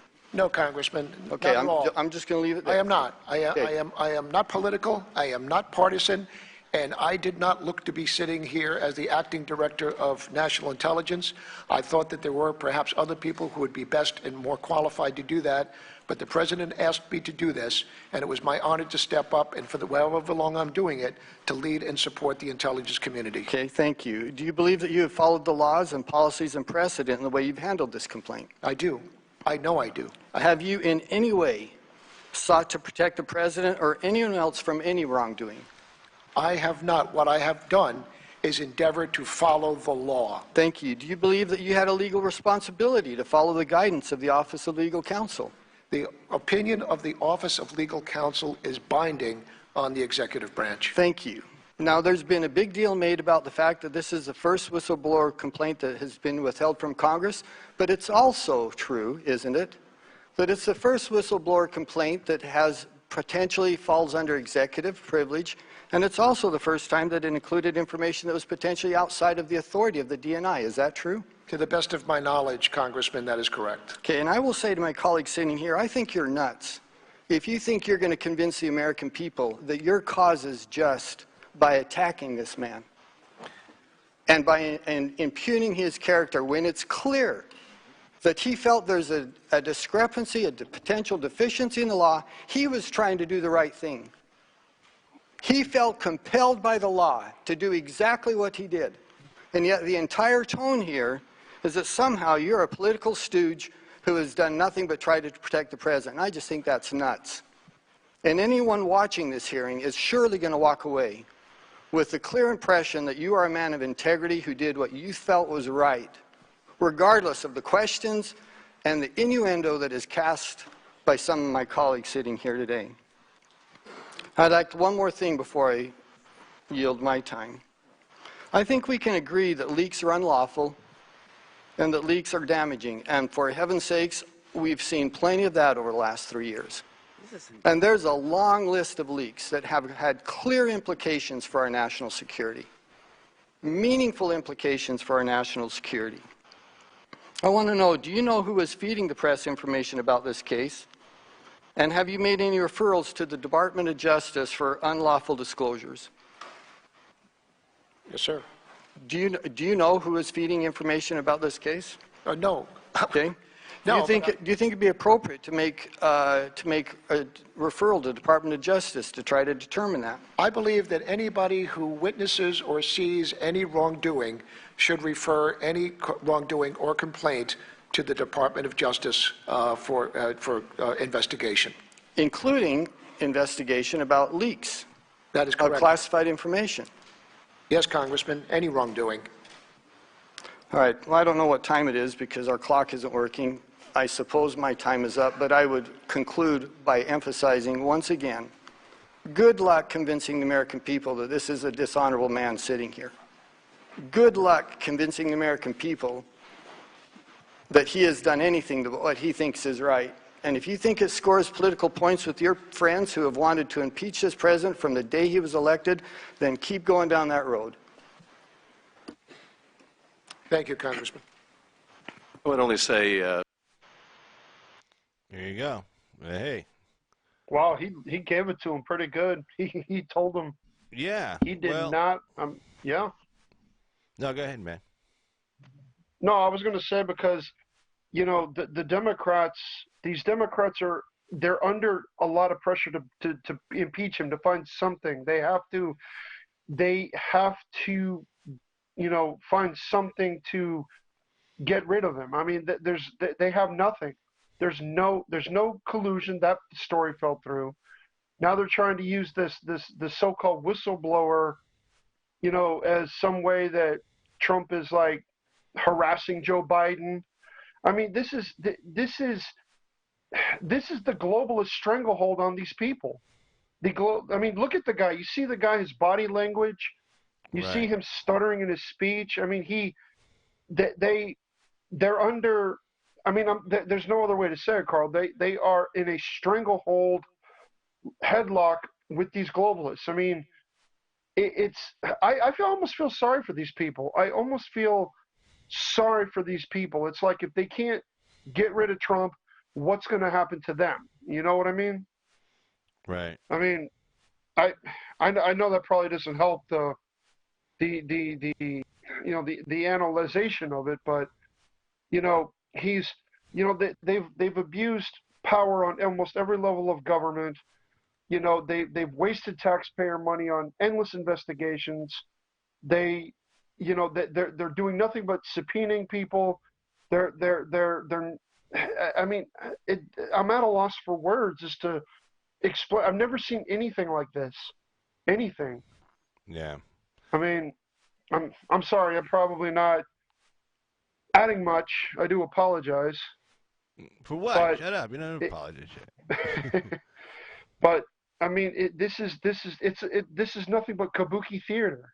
This is, I mean, how much taxpayer money was wasted on this hearing today because these people are trying to find something in, anything, I mean, this is the Democrat Party imploding. This is the Democrats and their allies and their puppets imploding. I mean, Right. I just don't know. I don't know if you remember a while back that thing where John Kerry went to Iran and he was trying to like undermine Trump and trying to just I didn't. There was like a 4-minute clip of it. I caught some of it. I didn't catch the whole hearing of it, but it's stuff like this that they're doing, and it's like they're getting away with this. It's like, when are people going to be held accountable? None of these deep state puppets are going to go to jail. Nobody. I mean, No, no, I'm no, surprised. no, no. Everybody, I think a lot of people are going to walk. I mean, I have high hopes for Durham, what he's doing, but I don't know. I don't know if these people are just got so much money, so much power, they know so much shit on everybody that at the end of the day, they got dirt on everybody, and there's going to be like some kind of a deal. They're just going to string it along till after the election. They're going to say, "Oh, we don't want to put the American people through this," and then just walk away from it. I mean, I hope that doesn't happen because actions have to have consequences. I mean, you have to special deterrence. Deter these people specifically from not doing anything like this again. Because just because they're out of government doesn't mean they don't have they can do shit. And then also generally deter people in the intelligence agencies from going forward again. But you already saw it right now. I mean, maybe by not prosecuting anybody before, and holding people accountable for what they were doing, then that led to this. Whoever leaked this stupid story, about the phone call. They said, "Oh, I can get away with it," and then they butcher the intelligence statute, and they just say, "Oh, I didn't know it didn't apply to me. I just used it," and then it leaked. Oh, then the president had to release the transcript because otherwise, Schiff was hoping he was never going to release that transcript, and then Schiff was going to hold hearings, and it's going to go on for months, and it'd be every night in the news. I mean, Christ, MSNBC was covering this damn thing all day long today. I mean, there was like nothing else going on in the world at all. I mean, just nothing else going on in the world. And all they did was talk about this the whole freaking day. I mean, all the way into the night show and everything. Nothing else. Nothing else is going on in the world today except for this. Amazing. Well, But, they have nothing. I mean, no, the races. Yeah. Mm-hmm. Oh, go ahead. No, no, you're right. They don't have anything. Normally, again, when you run an election, you you generally run against like the economy. Oh, it's not doing that good. We're involved in some stupid war, or we need to attack somebody. Something. But they don't have any of those things going for them. And the never Trump thing won't get you over the finish line. It might get you like to 45% of the vote, the big never Trump vote that comes out. We hate Trump. But, they get you over that finish line to get to, maybe even only 40%. To get you over that finish line, you need the independents saying, okay, what are you going to do for us? What are you doing? What is your plan for our future? And then you have Warren out there talking about, well, I'm going to tax the hell out of everybody, and I'm going to redistribute wealth, and I'm going to give us Medicare for all. And we're going to have this government-run healthcare system, which, oh my God, just go to the DMV. I mean, call a federal agency someday.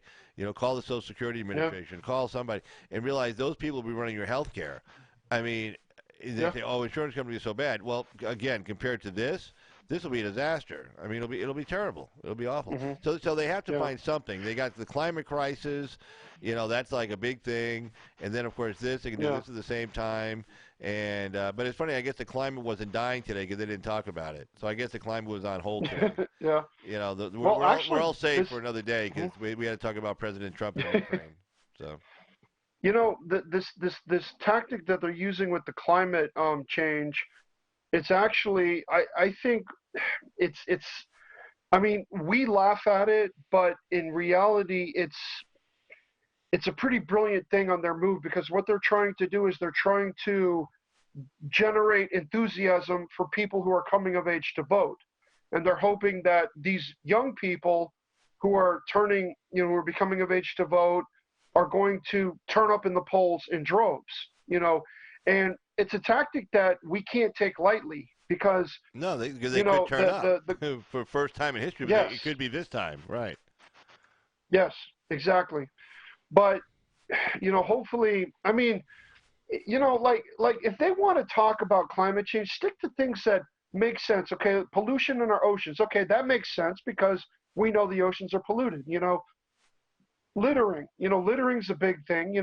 Why? If these people were true environmentalists, why don't they head more cleanup efforts? Why don't they set up a GoFundMe to have people go and clean up neighborhoods? Or invest in projects that clean the oceans. I mean, you have bacteria that will eat oil spills. You have but they don't. This is stuff that they don't do. Because it's not that kind of enthusiasm where we do it for ourselves. We want government to do it. It's I don't know. It's the mindset of the youth is so twisted and warped, and most young people nowadays, if you stop and think about it, most young people, they that have kids, they don't think about their kids going to college. They don't set aside accounts. It's the environment. Oh, how many likes do I have on Facebook today on a post I made? Right. Their minds have been warped by social media, that they don't live in reality. And it's like how we were talking about the last time on your show, how, 95% of liberals get their news from liberals get 95% of their news from liberal outlets. Conservatives get about 70% of their news from conservative outlets, and 30% from liberal outlets. So they at least watch some liberal, like maybe almost a third even. Moderates get about 60% from liberal outlets and 40% from conservative outlets. Yeah, but this tactic, because it's already right now, if you look at what these globalists are doing, they're already changing their tactics. They're gonna start drumming up climate change. They're gonna start drumming up, because the racist narrative doesn't work. I'm sorry, that's something they've run into the ground so far that it'd be stupid for them to even try and bring it up again. Oh no, they'll bring it up again. But, no. You got to remember something. They'll appeal to people who have emotional response, and those people will go, "Oh no," and they'll come out and vote, and they'll vote for the Democrats. No, trust me. Look, it works. It works every time. So why not? Why stop doing something that's keep working? I mean, they're going to keep. No, they'll play the race card. They'll have Trump saying a bad word, right before the election. Somebody said that. They say, oh, right before the election, Trump will say, we heard him say a bad word. Oh no, and like all people are like, oh, Trump, he's awful. Oh no, But no, but that Trump derangement syndrome is real. I mean, some people I've known for years, and I used to be able to talk politics with them, and if they suffer from that Trump derangement syndrome, you can't talk to them anymore. You can't have it's weird. It's like people who trusted my opinion for years, don't want to hear anything I have to say because, like, I like President Trump. I like what he's doing. It's like, oh, how can you like that guy? It's like, well, I like the fact that millions of Americans don't have to jump into a U-Haul truck and move across the country to look for a job because they can just, work in the city they've been living in their whole lives, and there's jobs for them there. It's like, oh, well, and of course, those people that you talk to have never had to make a U-Haul, truck trip like that. You're not flying first class. You're sitting, on a, you and a couple other people sitting in the truck, and the cars are following and or being towed, or and then you go to a strange city, and shit, you got barely enough money for first month, last month. You're staying at a weekly until you get enough money saved up to be able to get that first and last month rent. I mean, no, been there, done that, man. No fun. Okay, those weeklies. I don't know if you ever stayed in a weekly, but no fun. It's like Roach Motel. It's like disgusting.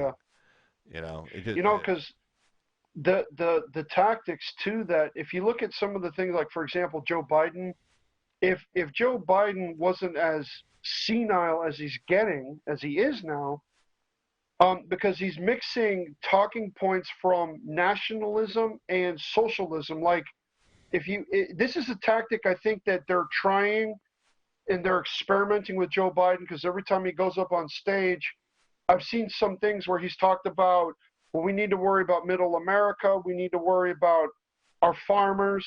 They're going to start incorporating more, nationalist talking points with socialist talking points. Now, the conservatives who claim, like, it's like Derek Grayson says, people who think they're conservative are not true conservatives. Those people probably won't be able to see past the socialist talking points, or the talking points, how they shift in their messaging. Because if the moderate Democrats, say Trump wins re-election, because something we still got to worry about is Trump winning re-election. Yeah. And the moderates, he loses, man. We're fucked. Yeah. Oh yeah, big time. And but if the moderate Democrats don't seize on that window of opportunity to tell the progressive base, look, we told you so, like how you were talking about on the show last time, they won't be able to implement that tactic that they that they may or may not use. Because if, it's going to be, it's funny because it's going to be a long time before anybody who supports Trump and supports what Trump does, I don't think is going to vote Democrat anytime soon, until the party either drastically changes or somebody comes in that can appeal to both sides, And that kind of, again, that's why I tell people who pay attention to what's going on.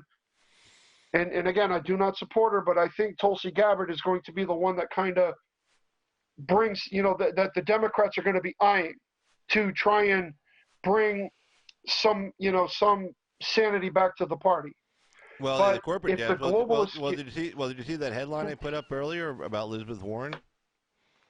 No, I didn't. Oh shit! Here, let me pull this up real quick here. Where is it? No. She's, I still say, she may be catering to the progressives, but I think she's a closet corporate Democrat. That's just my take on it. I could be wrong, but let's see here. Hold on. Boom. All right. Well, there's no activity in the chat. Is everybody fall asleep on us? DA, Coco, Irina. There's DA. Yeah. My dog has been acting strange, so hope it's not going to be a big one. Oh, he had a little earthquake, I guess, in his house. So, all right, let me see if I can get us in here real quick here. Well, actually, DA just gave me inspiration for a one-liner. Oh, what's that? I'll type it in the chat.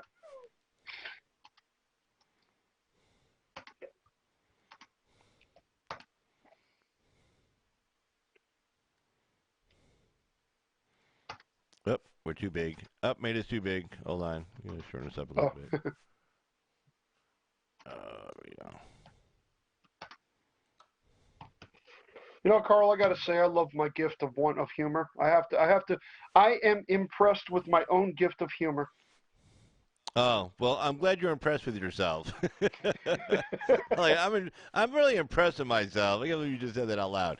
But anyway, take a look at this story. This goes right into what you're saying. Mm-hmm. Okay, here you go. This is from CNBC. So this is a liberal outlet, and even so when they're writing this story, about a negative thing on Warren, it's got to be true. So CNBC writes, Wall Street Democratic donors warned the party, we will sit out or we will back Trump if you nominate Elizabeth Warren. You talked about the corporate Democrats earlier, and they're looking for like Tulsi or something. Well, they're telling the big donors are saying, hey, the Wall Street donors, that's where a lot of money comes from. Hillary gets that money all the time. So they're saying, hey, look, if you nominate Warren, we're one of two things. We're either going to sit it out or we're going to back Trump.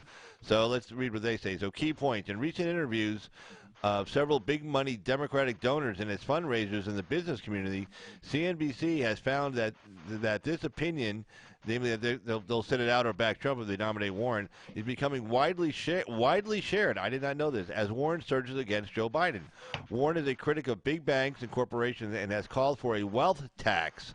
Yeah, it doesn't make them happy. So anyway, here's the story here. A wealth tax is a good way to kill investment in business and jobs. Yeah, then if you have nobody building a factory, no money to build a factory, then there's nobody to work in that factory. Sorry. Exactly. So Democratic donors, do you see the story? You should be able to see it in real time. You should be able to see it in real time. Yeah. Okay. Yeah. If you look at your camera, right? Democratic donors on Wall Street are in big business are preparing to sit out the presidential campaign fundraising cycle or even back President Trump if Senator Warren wins the party's nomination. In recent weeks, CNBC spoke to several high-dollar Democratic donors and fundraisers in the business community and found that this opinion was becoming widely shared as Warren, an outspoken critic of big banks and corporations, gains momentum against Joe Biden in the 2020 race. You're in a box because you're a Democrat and you're thinking, I want to help the party, but she's going to hurt me, so I'm going to help President Trump, said a senior private equity executive who spoke on condition of anonymity in fear of retribution by party leaders. The executive said this Wednesday, a day after Speaker Pelosi announced that the House would begin a formal impeachment inquiry into Trump. So that's what he said. He said, you're in a box because you're a Democrat, right? You're a liberal, you support liberal ideas, and you're thinking, I want to help the party, but she's going to hurt me, mainly me, my family, my friends, and business and the country. So I'm going to help President Trump. During the campaign, Warren has put out multiple plans intended to curb the influence of Wall Street, including a wealth tax. In July, she released a proposal that would make private equity firms responsible for debts and pension obligations of companies they buy. Trump, meanwhile, has given wealthy business leaders a helping hand with a major corporate tax cut and by limiting regulations. Warren has sworn off taking part in big money fundraisers for the 2020 presidential primary. She has also promised to not take donations from special interest groups. She finished raising at least $19 million in the second quarter, mainly through small dollar donors. Third quarter ends Monday. Trump has been raising hundreds of millions of dollars, putting any eventual 2020 rival in a bind as about 20 Democrats vie for their party's nomination. Trump's campaign and the Republican National Committee have raised over $100 million in the second quarter in just 3 months.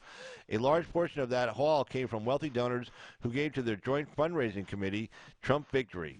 In August, the RNC raised just over $23 million, and it has $5.3 million in cash on hand. The Democratic National Committee, on the other hand, has struggled to keep up. The DNC finished August bringing only in $7.9 million, and has $7.2 million in debt.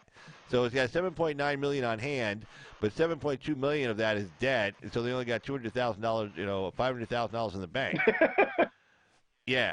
So Biden, who has courted and garnered support of various wealthy donors, has started to lag in the polls. Latest Quinnipiac poll has Warren virtually tied with the former VP. Biden was one of 3 contenders that saw an influx of contributions from those on Wall Street. And let me tell you this story. Let me pull this up. Where is it? Here we go. And you should see this story coming up on your screen right about now, actually.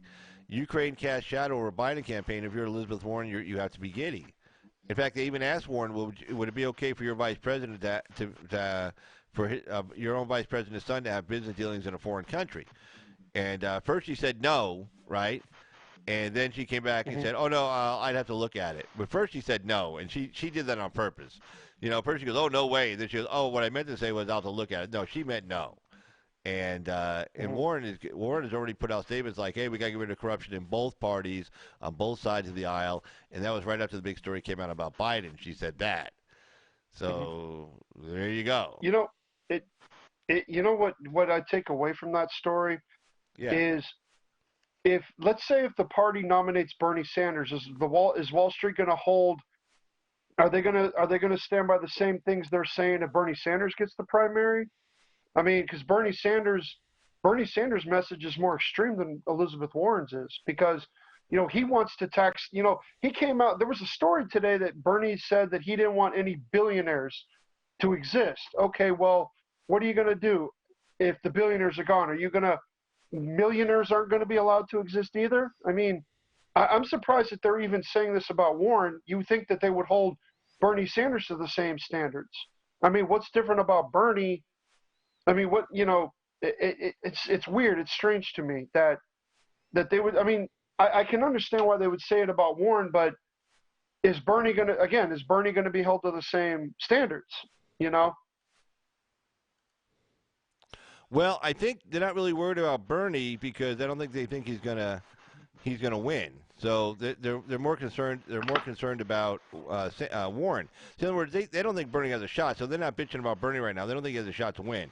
But they're bitching about Warren because But because Biden's going down in the polls, Biden's acting crazy. I mean, the big Democratic donors, they'll talk truth because it's their money. They'll say, "Hey, man, this guy's got some kind of a mental problem." Now he's got this problem with the Ukraine because the Democrats have put this whole Ukraine thing front and center. Well, I don't give a shit how much the mainstream media covers up for him. If you think Warren's going to sit back on her hands on this one, you got to be nuts because she's going to get asked about it at the next debate. Senator Warren, you're against corruption on both sides of the aisle. Well, we haven't seen you say too much about Joe Biden and his kids, being over there in the Ukraine. Don't you think that's a problem also with what happened? Have you looked at the facts? Have you talked about it? Oh, you haven't looked at the facts? Why not? I thought you said you want to get rid of corruption on both sides. So they'll push her on it, and she better have an answer. My guess is she will. She'll probably be forced to give an answer and say, yeah, I think that's wrong. I think it was improper. Not to mention he flew his son on Air Force 2 to China, where his son did a $1.5 billion equity deal with the Chinese, and he had some little dinky boutique, equity firm in Maryland that wasn't doing anything, and they gave that deal to him instead of like Goldman Sachs or somebody. So, that's just pure corruption. His kid is a gazillionaire now. He's a multimillionaire. And he's on crack. A crack addict who had sex with his brother's dead wife. I mean, his dead brother's wife. I mean, that's really gross. Oh my God. Yeah, you didn't hear that story? That's really. No, I didn't. Oh, his brother Bo dies, right? Yeah, his brother Bo dies. Hunter. You got Hunter and Bo. Bo dies. Bo was married to whatever her name was. I don't know, Holly. Who knows? Anyway, so then he started dating her, right? After Bo died, and they're like a thing. I mean, they're like a thing, okay? And then he dumps her and he gets married to somebody, and but I mean, who the hell would marry that? I mean, it's like, wow, you're having sex with your dead brother's wife. It's like, yeah. It's like, what's wrong with you? It's the world we live in, Carl. Well, he blamed it on his crack cocaine habit. So. Yeah. It's Warren I think she could actually be a pretty formidable challenge to Trump if she gets the nomination, because we all know she's going to run with a person of color as her vice president because that's who she's going to be told she has to choose. But I don't know if it's going to be a Kamala Harris or if it's going to be a let's see who else. I don't think Abrams is going to ever get a VP nod. I mean, she could. Who knows? But I doubt it. Well, it'd have to be really fucking stupid to do that. I mean, they'd have to be really stupid. Oh, hey, did you see this story? Do you see it right now? Is it on your screen? Trump to cut refugees to 18,000, give localities veto over resettlement. New plan will prioritize religious minorities and reduce the role of the United Nations. That's a pretty good story. Here, we'll go through this real quick here. Okay, Washington Times. The Trump administration will propose cutting the number of refugees admitted in 2020 to 18,000. Will also call for a major restructuring of the program to align it with U.S. interests, including giving localities, they say, whether they can accommodate the new arrivals. The plan will also reduce the role of the United Nations in picking America's refugees, and instead give priority to religious minorities and Iraqis who have assisted the U.S. government into refugees the U.S. has agreed to resettle on behalf of Australia. Well, those, yeah, the ones in Australia, they're just totally disgusting. But anyway, officials submitted the proposal to Congress on Thursday, kicking off a consultation period that will conclude with President Trump making a final determination next month. But based on past consultations, the 18,000 number is likely to hold firm.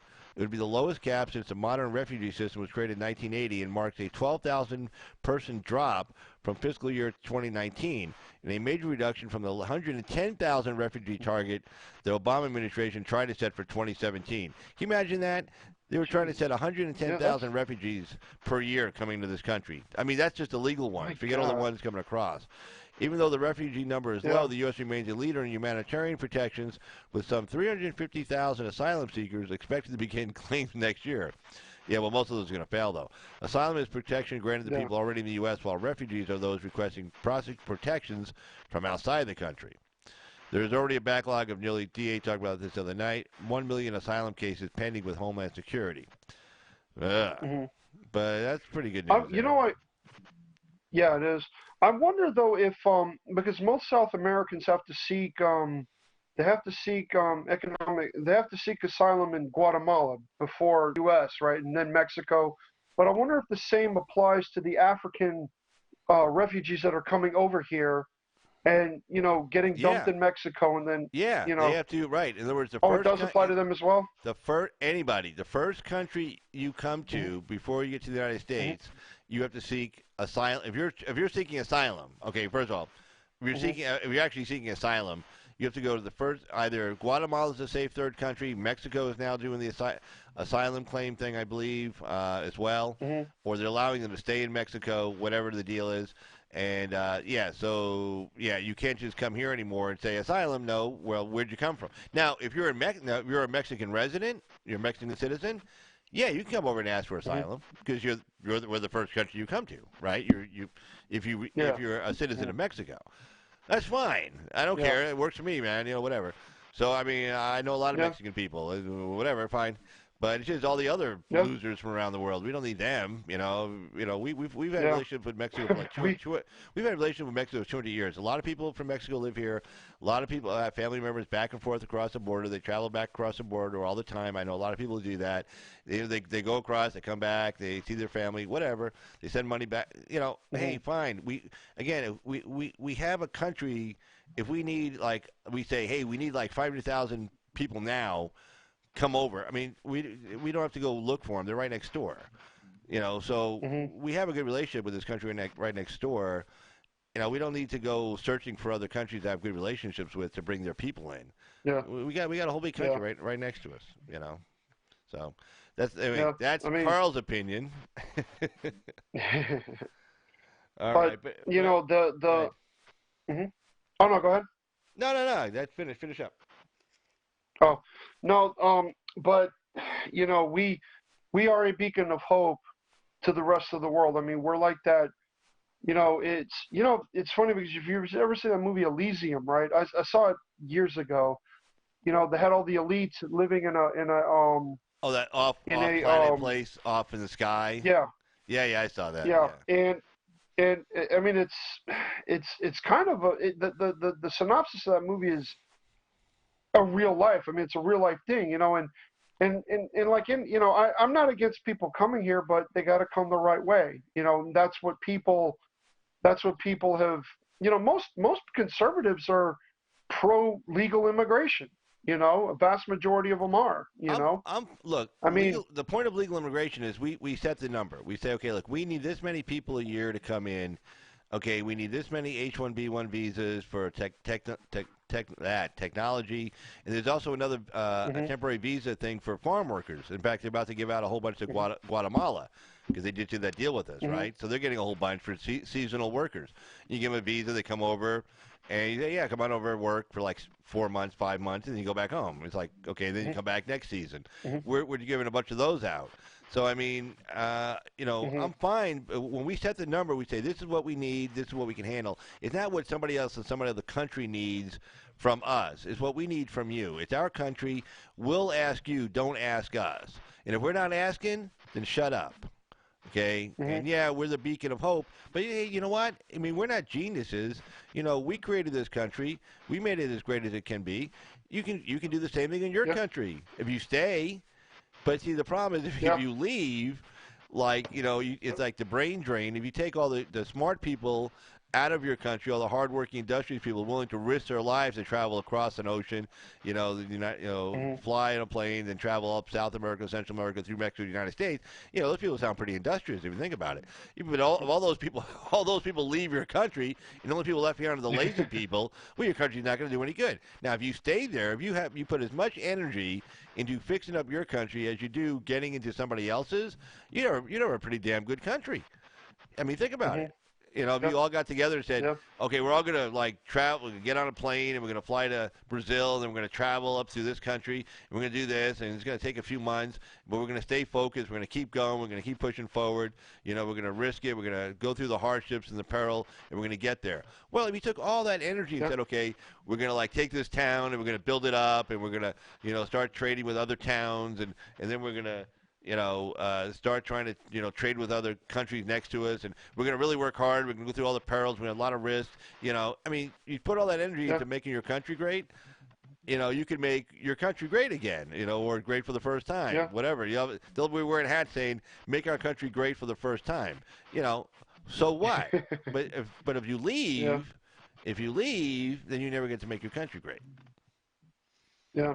Well, a lot of these countries, people, like for example, look what's going on in Puerto Rico, right? I don't know if they ever got rid of that guy that they were protesting, but Golden State Times, I think, was covering the protest, but it looked like a big festival rather than a protest. All they're going to do is just elect another socialist,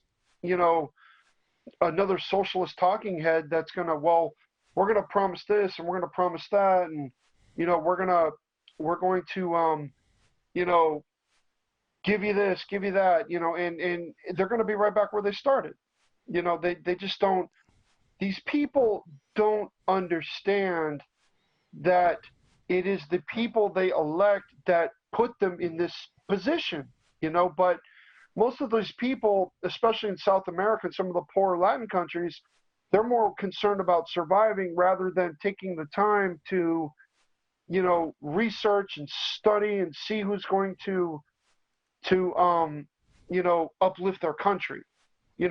Right. European countries don't necessarily have that problem, but they have a pretty ignorant base of voters, just like we do here. We probably have way more of an ignorant voter base, just because, obviously because we're a bigger country. But I remember a conversation I was having with a guy, and he seems, I don't know, I could tell if he was a progressive or moderate, but I pointed out three brainwashed talking points that he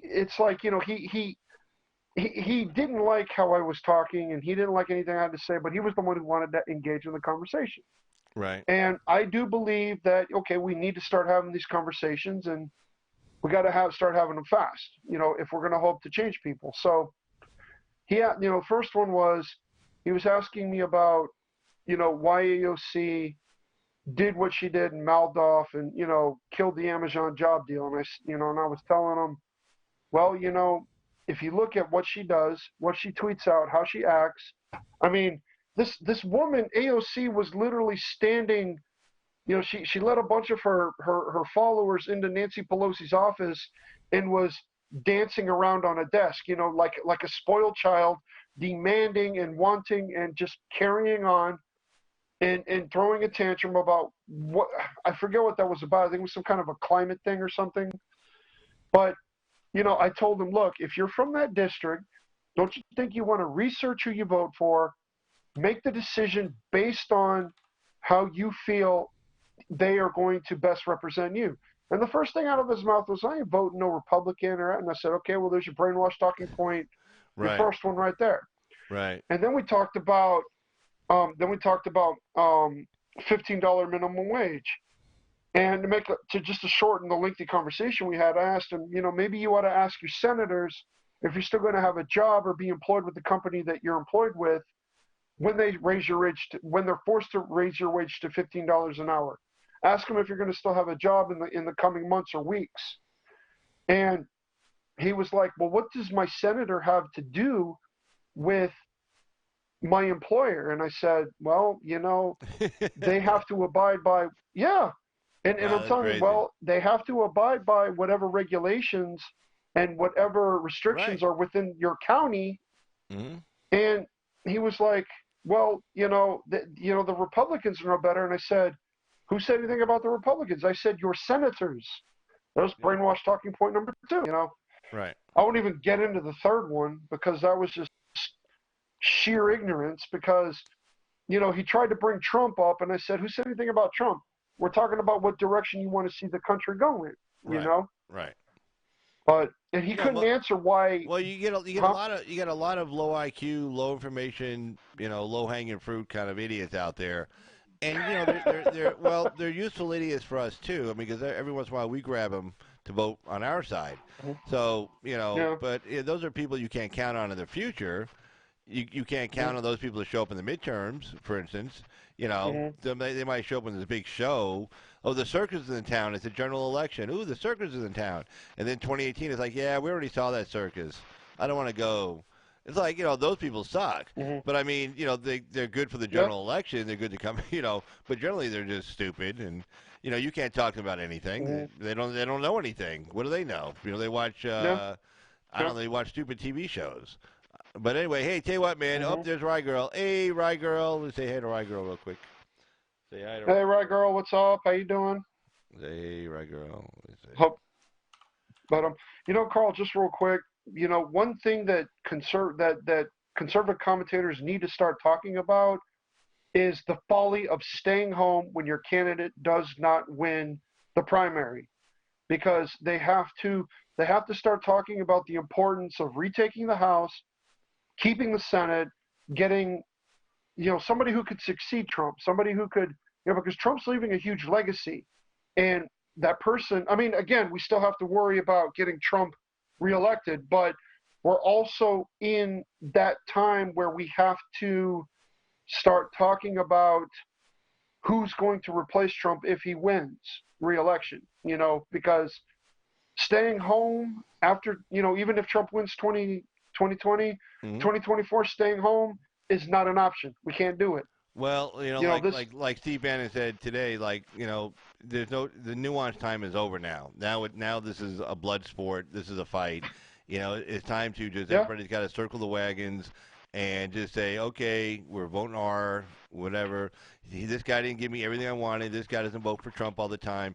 Tough shit. Get over it. We need the numbers in the House. We need the numbers in the Senate. Yeah. We hold the Senate by one vote, and it's okay.